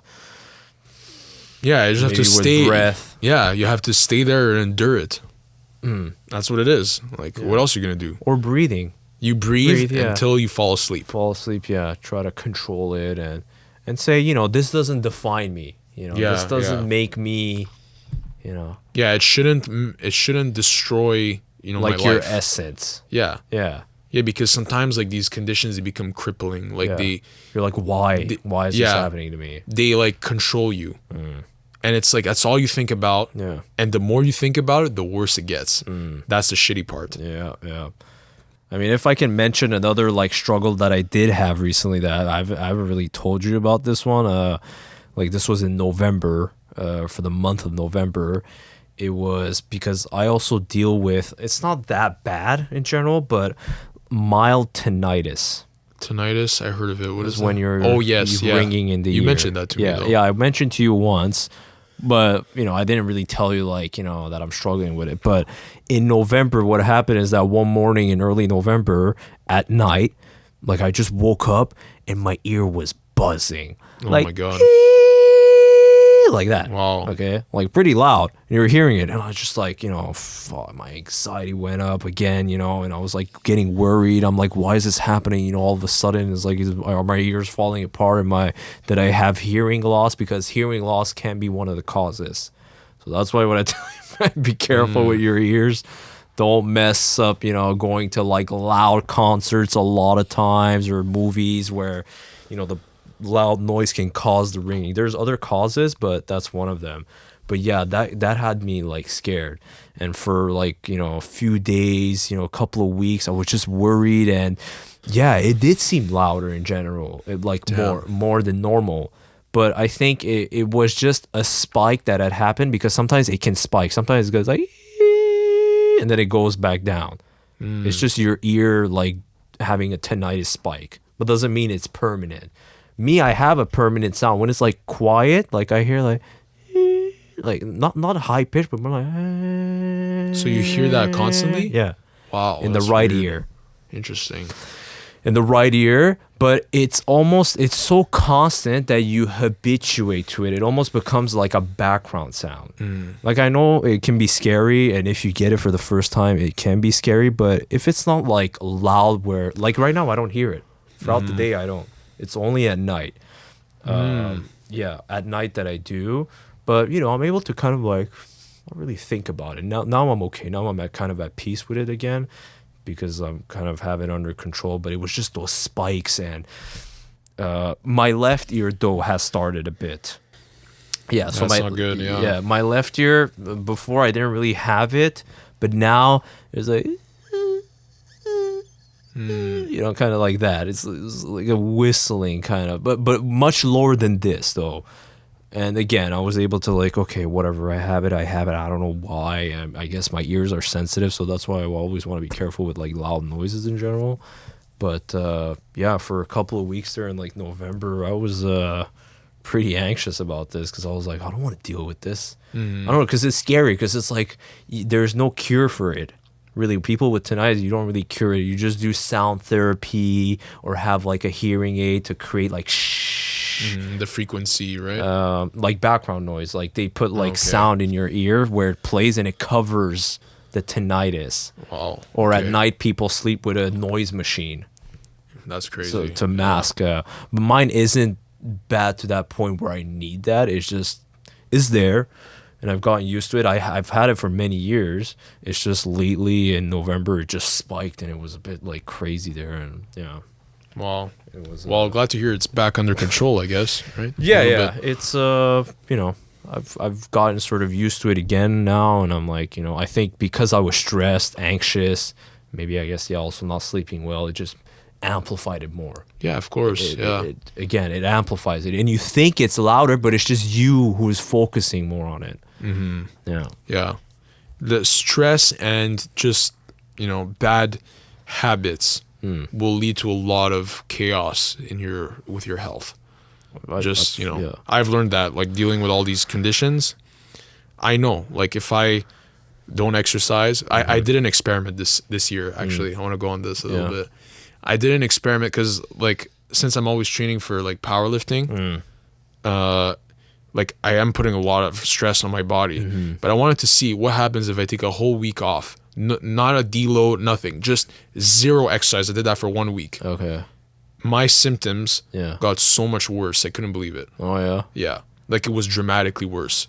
Like I couldn't believe how bad it got. I was like, I'm never doing that again. I went back to exercising. My symptoms almost went away. Wow. I couldn't believe it. Okay, so it's like your exercising is like a suppressor for the inflammation. It suppresses the inflammation a lot. It's like you get more inflammation from the exercise, but then it dramatically reduces overall inflammation. That's kind of how it acts. I guess because, it engages your immune system, no? That too. Well, because like autoimmune diseases is like a... Or it is your immune system. Yeah, it's your immune system that's overreacting, right? Okay. So I wouldn't say it like puts it in check, but it's more like it kind of it just reduces inflammation in general, right? Yeah. It's anti-inflammatory. Yeah, property your of blood exercise. flows better. Just, Yeah. your muscles are engaged. But like exercise, you have to do intense stuff, or can you just go No, on it doesn't have walks to or be move? always. No, it doesn't always have to be intense. I mean, now that's the thing. Like we talked about it with Tim, right? Another guest Yeah, on our that's podcast. the other episode that I really liked. Yeah, that was fun too. Yeah. Talked about like rare diseases, which we're kind of talking. We're not. This is not a rare disease, but like, we're talking about diseases right now. But like, we talked about in that episode how it's important to like manage your training when you have like a chronic condition, right? And I've been getting pretty good at that this year. Like before, I would just go fucking ham all the time, or just balls to the wall. Let me lift as hard as I can. And now it's like I can't do that. I gotta be smarter about it. You're being more moderate with Yeah, your training. like moderate. Like I'm pushing myself, but I'm not going so hard, And I choose when I want to go hard. Like I'm like, today I'm gonna go hard. Make sure you get good sleep. Make sure you eat well before whatever. Not just I'm gonna do whatever the hell. And I remember last year for your meet, preparing for your meet, you were balls to the walls constantly. But that's the thing. I'm gonna have to go through that at some point too, because I'm gonna compete again. And like preparing for a meet, it's like you're preparing for like, it's like anything else, any sporting event, right? You're training hard. And I'm gonna go through that again, but now I have more experience with how to, manage all of it. I think recover better. Yeah. I bought this Whoop thing. We're not sponsored by Whoop. If you guys want to sponsor us, go ahead. But I bought this Whoop watch, and like it's been helping me like track my recovery, because sometimes I feel like there's a disconnect between the how I feel versus like what objectively is going on with my body. Like sometimes I'll be like, oh, I feel really good, but you're really like, you don't feel good. Or sometimes I feel bad, but my watch is saying, oh no, actually you're doing pretty good. But that's the thing though. Like I was saying, like, I might have the Whoop and it says I slept not good, but I feel okay because my anxiety and everything is in check. So like my mind feels okay. It's like, to what point do I believe what this is telling me? Yeah, you need to understand your body too. Like not just look at metrics, right? Because metrics can only mean a certain thing, but like there's also like how you're feeling. It could be emotionally, it could be physically. Those are important factors that the Whoop doesn't take into account. It doesn't take your mental health into account. There's things it doesn't take into account, but it's pretty good to like have this kind of better connection between how I'm feeling and how my like mentally, let's say, how my body's performing. So that's been helping. I guess it's like a car. Like you're driving it, it feels good, but maybe something inside the engine is like rubbing itself. Like you don't have like a direct contact of what's going under the hood. So like the Whoop helps you. Another thing I've been doing this year is like fasting, right? I'm back on that. And when I got rid of that cough thing, I was doing a lot of intermittent, like I lost a bunch of weight doing intermittent fasting. I think I lost like 45 pounds or something. Like I lost a crazy amount of weight, which is really good. Damn. Like it really helped. 45 pounds? Yeah, I went from like 200 something to like 160 something. Oh shit, okay. Yeah. What was that? What do you mean, what was that? When was that? When was that, 2019. Oh, okay. Okay, yeah. So yeah, I lost quite a bit of weight during that year, and I remember it was working well, and then I just said, continued. I don't need to fast, whatever. Oh, okay. I didn't do it for a while. And then I said, even during when I started flaring up with my Crohn's, I was like, whatever, I'll just eat breakfast, but like I'll be, calculated what I eat. It didn't stop going, like it didn't start improving until I re-implemented the fasting. I see. So, okay. I don't know. I don't know if you saw, but there's a lot of, those like fasting experts that are going back on some of their opinions on fasting. Oh yeah? No, like, I haven't heard about that. Like Dr. Rhonda Patrick, Greg O'Gallagher, like the fitness influencer guy. Well, what are they saying? There's like more and more studies that are showing that like fasting doesn't necessarily have a lot of the benefits that they were claiming. Because like people are not necessarily fasting long enough in order to see those benefits. But that's the thing though, like the length of it. Like me too, I technically fast because I finish eating at 8 and then I eat the next day at 12. So that's what? 16 hours. 16 hours, yeah.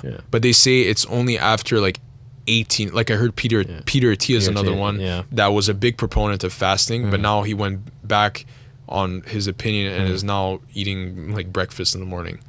Okay. After years of doing fasting. Yeah. Okay. Because you have to fast like almost a day.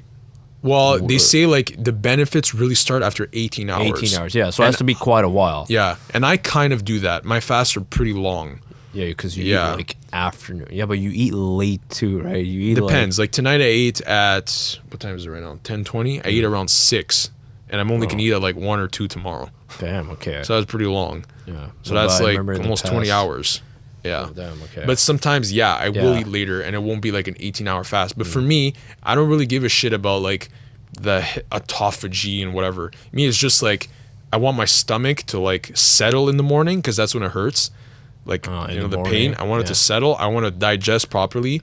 I want to do my workout without having a bunch of food and inflammation. Like flaying, Yeah. And then I'll be able to eat when I'm done eating, all that. Yeah.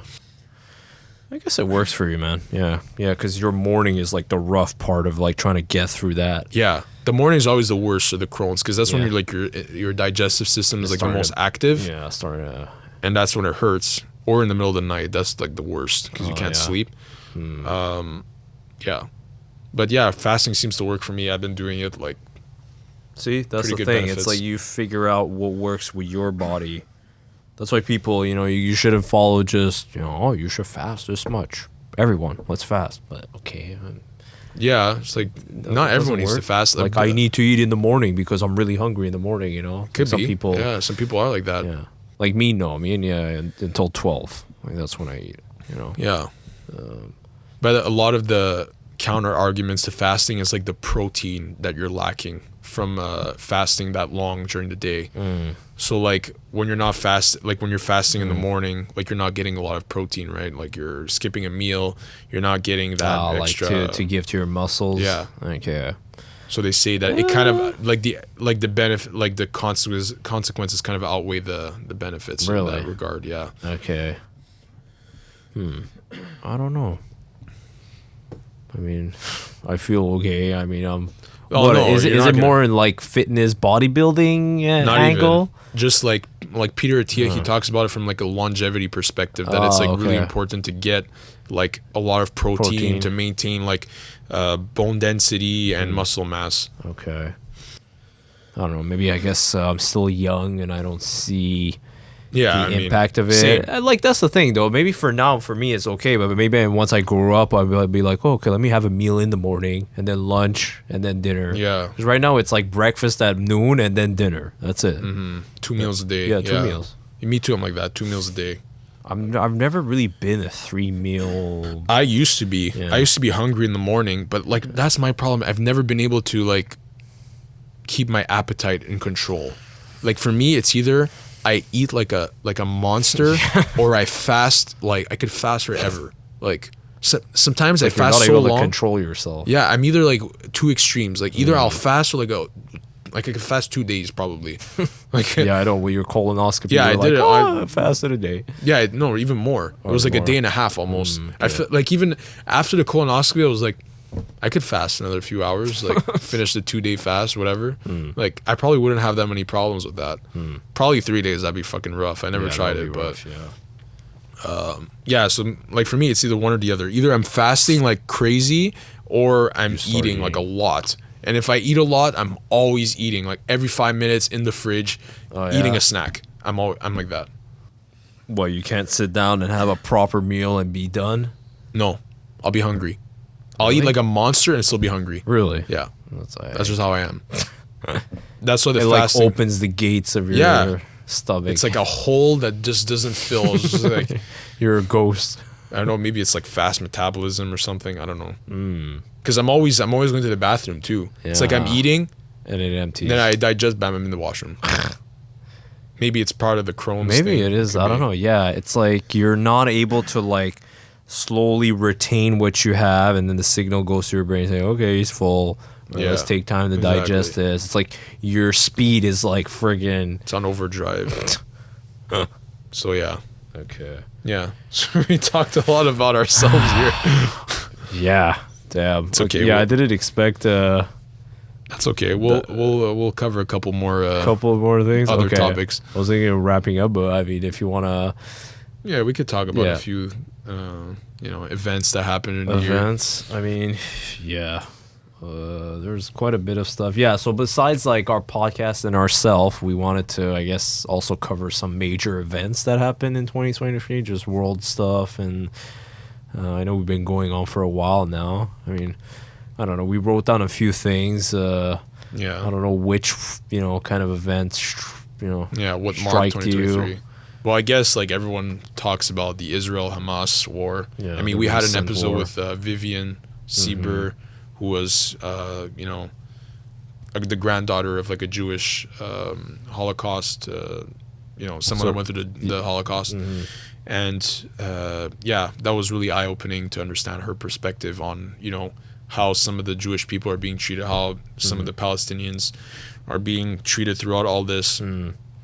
It's like unfortunate, right, that there's like bombings like with Gaza, like on the daily. That is still ongoing. Yeah.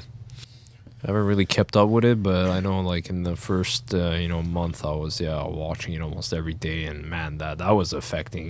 Maybe that was starting the anxiety. I mean, it was. No, I've had it for the year, but I mean that period also it kind of spiked anxiety in me. Because you're looking all these news clips and feeling bad for the people and what's going on, just from both ends, and protests. The protests, even here in Montreal, like we're so far from it, and yet there's still protests and even violence and I know there's like some anti-Semitism also growing. I heard a lot. That's bad. That's bad. Yeah, like I get it, like people can be mad at the state of Israel and what they're doing, but like Jewish people they're not all to be blamed for what's going on. It's a very complicated issue, and I don't know. Yeah, it's like deeply rooted into like religion and just conflicts over territory, and just like like people who have been wronged now feel that like they can maybe wrong others. And it's like they want to feel what's the word, vindicted, is that a word? Vindicated. I don't know why I was having a blank there. No, it's okay. They want to feel vindicated from like their past oppression, basically. Yeah, exactly. Like how the Jewish people were oppressed, but now also like the Palestinian people are being oppressed, and it's like none of it is right. The Jewish people being or the Palestinians being oppressed, none of it is right, but it's just so like basic too, right? Like the egos coming into play, where it's like, we were oppressed and how dare you guys, want to like take away what we have, or this belongs to us. And, there's just so much history also involved, and I don't know, I don't want to like get into it much, but we've done a whole podcast on it. So I mean, that's just highlighting. Yeah, we're just highlighting some of the things that happened this year. And speaking of protests, right? I just talked about the protests we had from Israel and Hamas, but we also have protests here in Quebec that I really want to talk about, because, like, I don't know, I haven't heard many podcasts talk about this, but there's a protest going on in Quebec right now with the schools, and it is crazy. Like, it's been going on for 2 months. All the schools are like, I think it's like colleges and high schools. I'm not sure if colleges are affected. I think it's colleges and high schools, because it's like universities are not affected. Okay. Because universities kind of act like independently here, and they're not like part of that whole school board and coalition that's going on. But there's like this protest happening with a lot of teachers that are fighting for like better salaries, and also the Legault government is putting higher tuition rates, and it is wild, like protests like every day. But it's like, I don't know, like are we fighting for the right things, like like what do you think? Like there's this Israel Hamas thing, but then there's also this other issue. Well, I mean, yeah. I mean, people aren't going to stop protesting about other stuff, too, just because, this war is happening in another country. People will protest for what's happening to them here now. Yeah, it might seem like,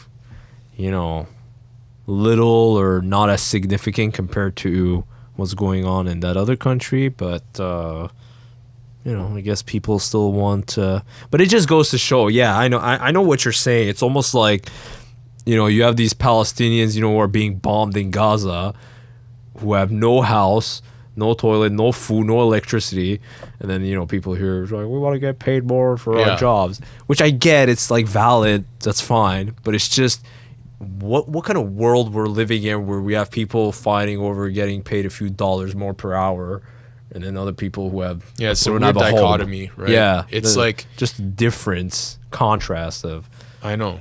It's like, like, I'm not saying that these protesters are in the wrong. I mean, everyone is entitled to what they believe in, right? Like, they think I'm not a teacher. I don't know how much, if you're underpaid. I know teachers are not paid well. That's a fact, for sure, even in the States and other places. Yeah, I think it's just important to, like, choose our battles, you know? You know what I mean? Like, why is it that during COVID, like, a lot of these protests weren't happening at the beginning? They happened only when, the government was starting to put really hard measures. But at the beginning, it was like we would kind of let them slide. Oh, let us. Yeah, this is closed. This is closed. So we have to wear masks. No problem. But now it's like we're fighting like a different battle. But like, I don't know, why weren't we fighting that other battle that was, like, in my opinion, removing even more of your, like, rights and liberties? Oh, yeah, in that sense. Yeah. Like, now the government is wrong. Yeah, now they're wrong, but before they weren't. Oh, they were before. You know what I mean? Yeah, no, I get it. Yeah. It's weird. It's because people are weird, man. Yeah. That's the thing. The protesters kind of remind me of, like, it's funny, like, like those memes where it's like there's a guy with a sign and there's like a bunch of snow on their faces. We're just standing there. Yeah, it's like, know why they're there. But that's what they're doing right now. It's crazy. Like every street corner, they're there making noise. And it's like, man, when is this gonna end? And today, I think they said that they're gonna indefinitely prolong the strike. Oh, really? Yeah. So there's no. So end it's not in even sight? done. It's not even done. No. Are the schools like still closed? Because I really haven't been following it. But so some kids schools able to go. Some schools were closed, and some of the exams were also like end of the semester exams were also like moved. Okay. And some students were able to complete their exams and their courses depending on what school they were going to. Okay, so it's kind of up in the air for some. Yeah, it's just crazy. I think it's fine that we're protesting because I think Quebec needs that. Sometimes we need to like a little kick. I need a little kick, yeah. But I think it's also important to like choose, what we're fighting for. Yeah. Or why. Yeah. Yeah. It's interesting. I don't know. Yeah, so what else happened here in Canada? I mean, the wildfires in the summertime, That was crazy. That was crazy. First time in my life where the air was like hard to breathe and you had like, particles from the fire covering the air and you go outside, it's like amber. Yeah, it was like yellow. Orange. Yeah, you're like, orange, whoa. yellow. Like, what in the heck is like... It was crazy. I couldn't believe that, This was the first time that I'd ever experienced that, yeah. The amount of fires that we had this year, in summer was pretty intense. Yeah. I think Canada at some point had the worst air quality across Montreal, the world. Montreal was the worst air quality in the world. And it was hot one day. I remember it was like 40 degrees. And plus with the smog. Plus the smog. Oh, it was terrible. Like people with asthma or breathing problems. That's me. It didn't affect me that much, though. I was surprised. Like, I don't know. It didn't seem to like affect me that much. Weren't you running at one point outside? No, I was jogging. I went outside to walk. Oh, okay. They said not to go outside and walk. I just you did it still anyways. did it. Yeah, I remember. I think at one point you were walking. It was, I don't know. It was a weird time. I wasn't really expecting us to have that problem, because that's the thing. Like in Canada, you don't. We like. Here's what I think with Canada. It's like we had like for a long time. I feel like this country had nothing wrong with it, and then all of a sudden, like we have so many issues like wildfires and COVID, like or this year the big event in Quebec that happened was in April, where we had a really bad ice storm that happened, and that lost power for like 3-4 days, and some people it was a week. I lost it for 4 days. For 4 days, Yeah. Oh yeah, you had it for long, Yeah. Mine was like 2 days, thankfully, but even that like felt like an eternity. It's Yeah, because so we're always bad. used to having it, right? Yeah, that's such a thing that we take for granted. Electricity. Yeah. The wildfires was like really crazy. I mean, I don't know. That's what I mean. Here in Canada, we're pretty lucky. Like we don't have natural disasters. Yeah, really. not as like, much. We don't have yeah. earthquakes. We don't have tsunamis. We don't have hurricanes. Some What do we people have? deal with that yearly. Yeah. We have the occasional tornado. You know, we had those a few times this year too. Oh yeah, the tornadoes. Okay. Yeah. Yeah. Well, just like weather in general has been It's been intense. bad. The weather Remember the here, torrential rains in summer? Yeah, but remember, do you see the weather now? It's like we had a snowstorm. Like it was a pretty big then it snowstorm. poured. And then it downpoured for like 2 days. Like there was floods like in the street. Yeah, it was- And now there's no more snow. Like gone. Yeah, everything is just melted. We're not having a white Christmas. Yeah, guys. it's like, yeah, see how this like Christmas in here? yeah, Outside it's dry. bone dry. Yeah, and then it's gonna be 10 degrees Celsius on Wednesday. Yeah, I saw that. It's nuts. What? It's just so crazy. Yeah. Yeah. Um. Yeah. I think maybe like one of the bigger Yeah. ones that we haven't talked about. Maybe you could talk about this one. You probably know what I'm yeah, gonna say. yeah, I know. Well, yeah, this is like something that happened with Armenia, which is where I'm from. I mean, I'm born here, but my parents are from there. News that's not really talked about as much, mainstream, but something that also happened and affected a lot of people is the conflict between the country of Armenia and Azerbaijan, which share a border. And there's this region that's like next to Armenia, but is within Azerbaijan, but they were independent, and it was called Nagorno-Karabakh. And that region was like disputed for many, many years, for a few decades now. But in the last couple of years, there was fightings that broke out on the border because the Azerbaijani wanted to take control of that part of the region. And for a while, it was okay, but there were some tensions at times. And then recently what happened is that they said, we're going to come and attack unless everyone gets out. And there was a mass exodus of like 100,000 people from that region that all, took their cars, packed up, and moved back into Armenia. And that whole like region became like a ghost town. If you see some of the videos, like there's just like garbage everywhere. Can like I the see? buildings I wanna see are. Oh, you want to see? Okay. If we find the video.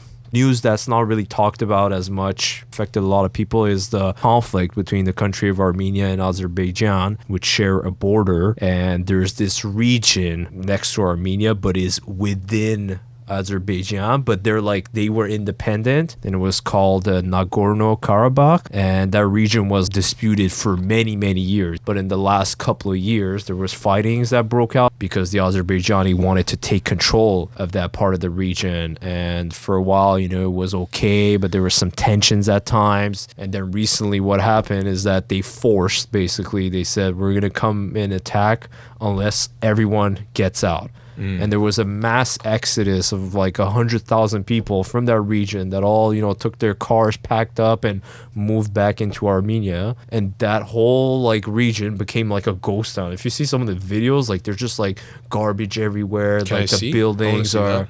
If we find the video, just bunch of cars like wow. here, yeah. Thousands of They're ethnic arriving by the Armenians flee thousands. A growing exodus of ethnic Armenians from the Nagorno-Karabakh besieged violence. breakaway region of Nagorno-Karabakh in Azerbaijan. Мы все плакали. All of us were crying, and I want to cry right now as I speak. People take sides on, right? Yeah, obviously, because, again,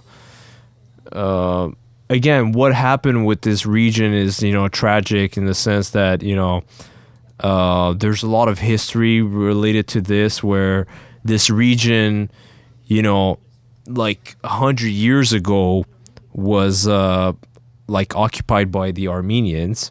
But then, the Soviet Union came into the picture, and then I don't know all the history, but from what I've read is that Stalin gave that region to Azerbaijan and said, okay, it's yours now.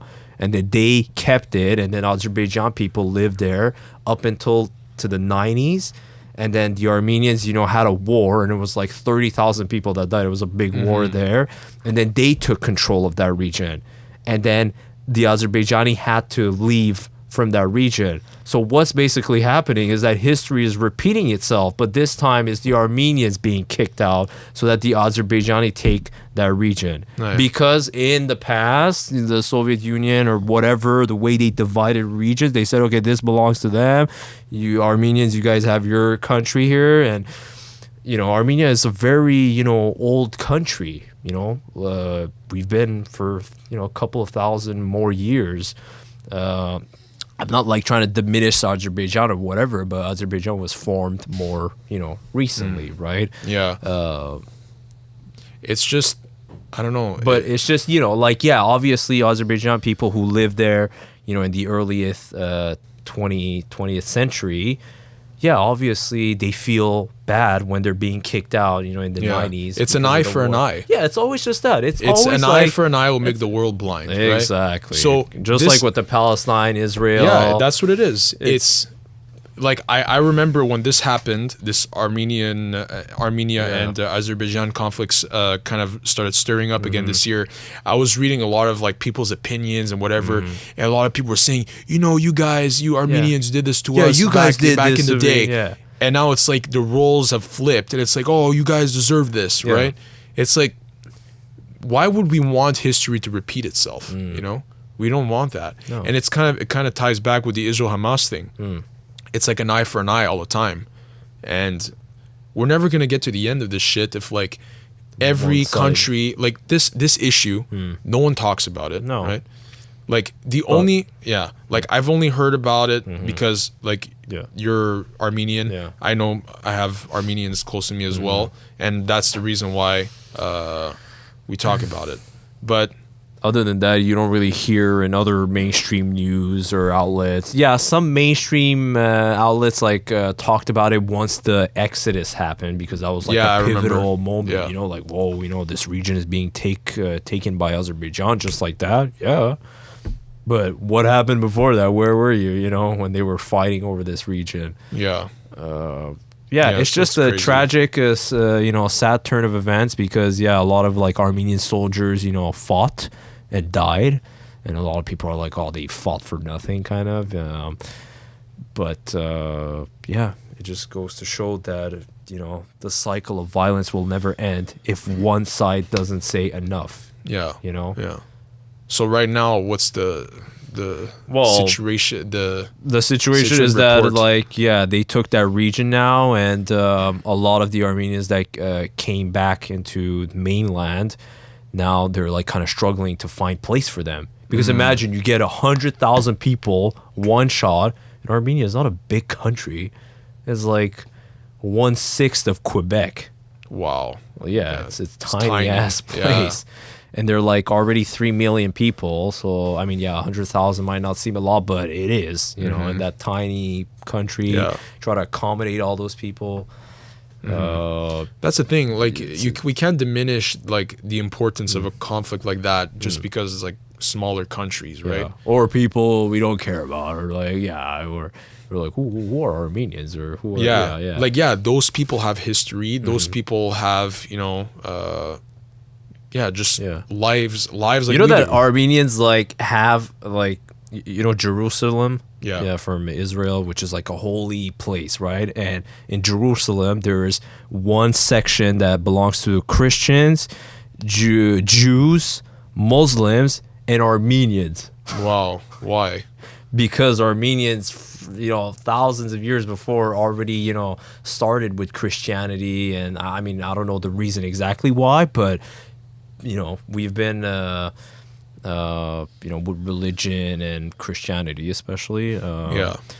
And yeah, I mean, I'm not sure why exactly. I should look into it. But yeah, there is a part of it that belongs to the Armenians. That Armenians control that part. Interesting. Yeah. Yeah. So it's like, why? Because Yeah. yeah, they've been here for a very long Yeah. time.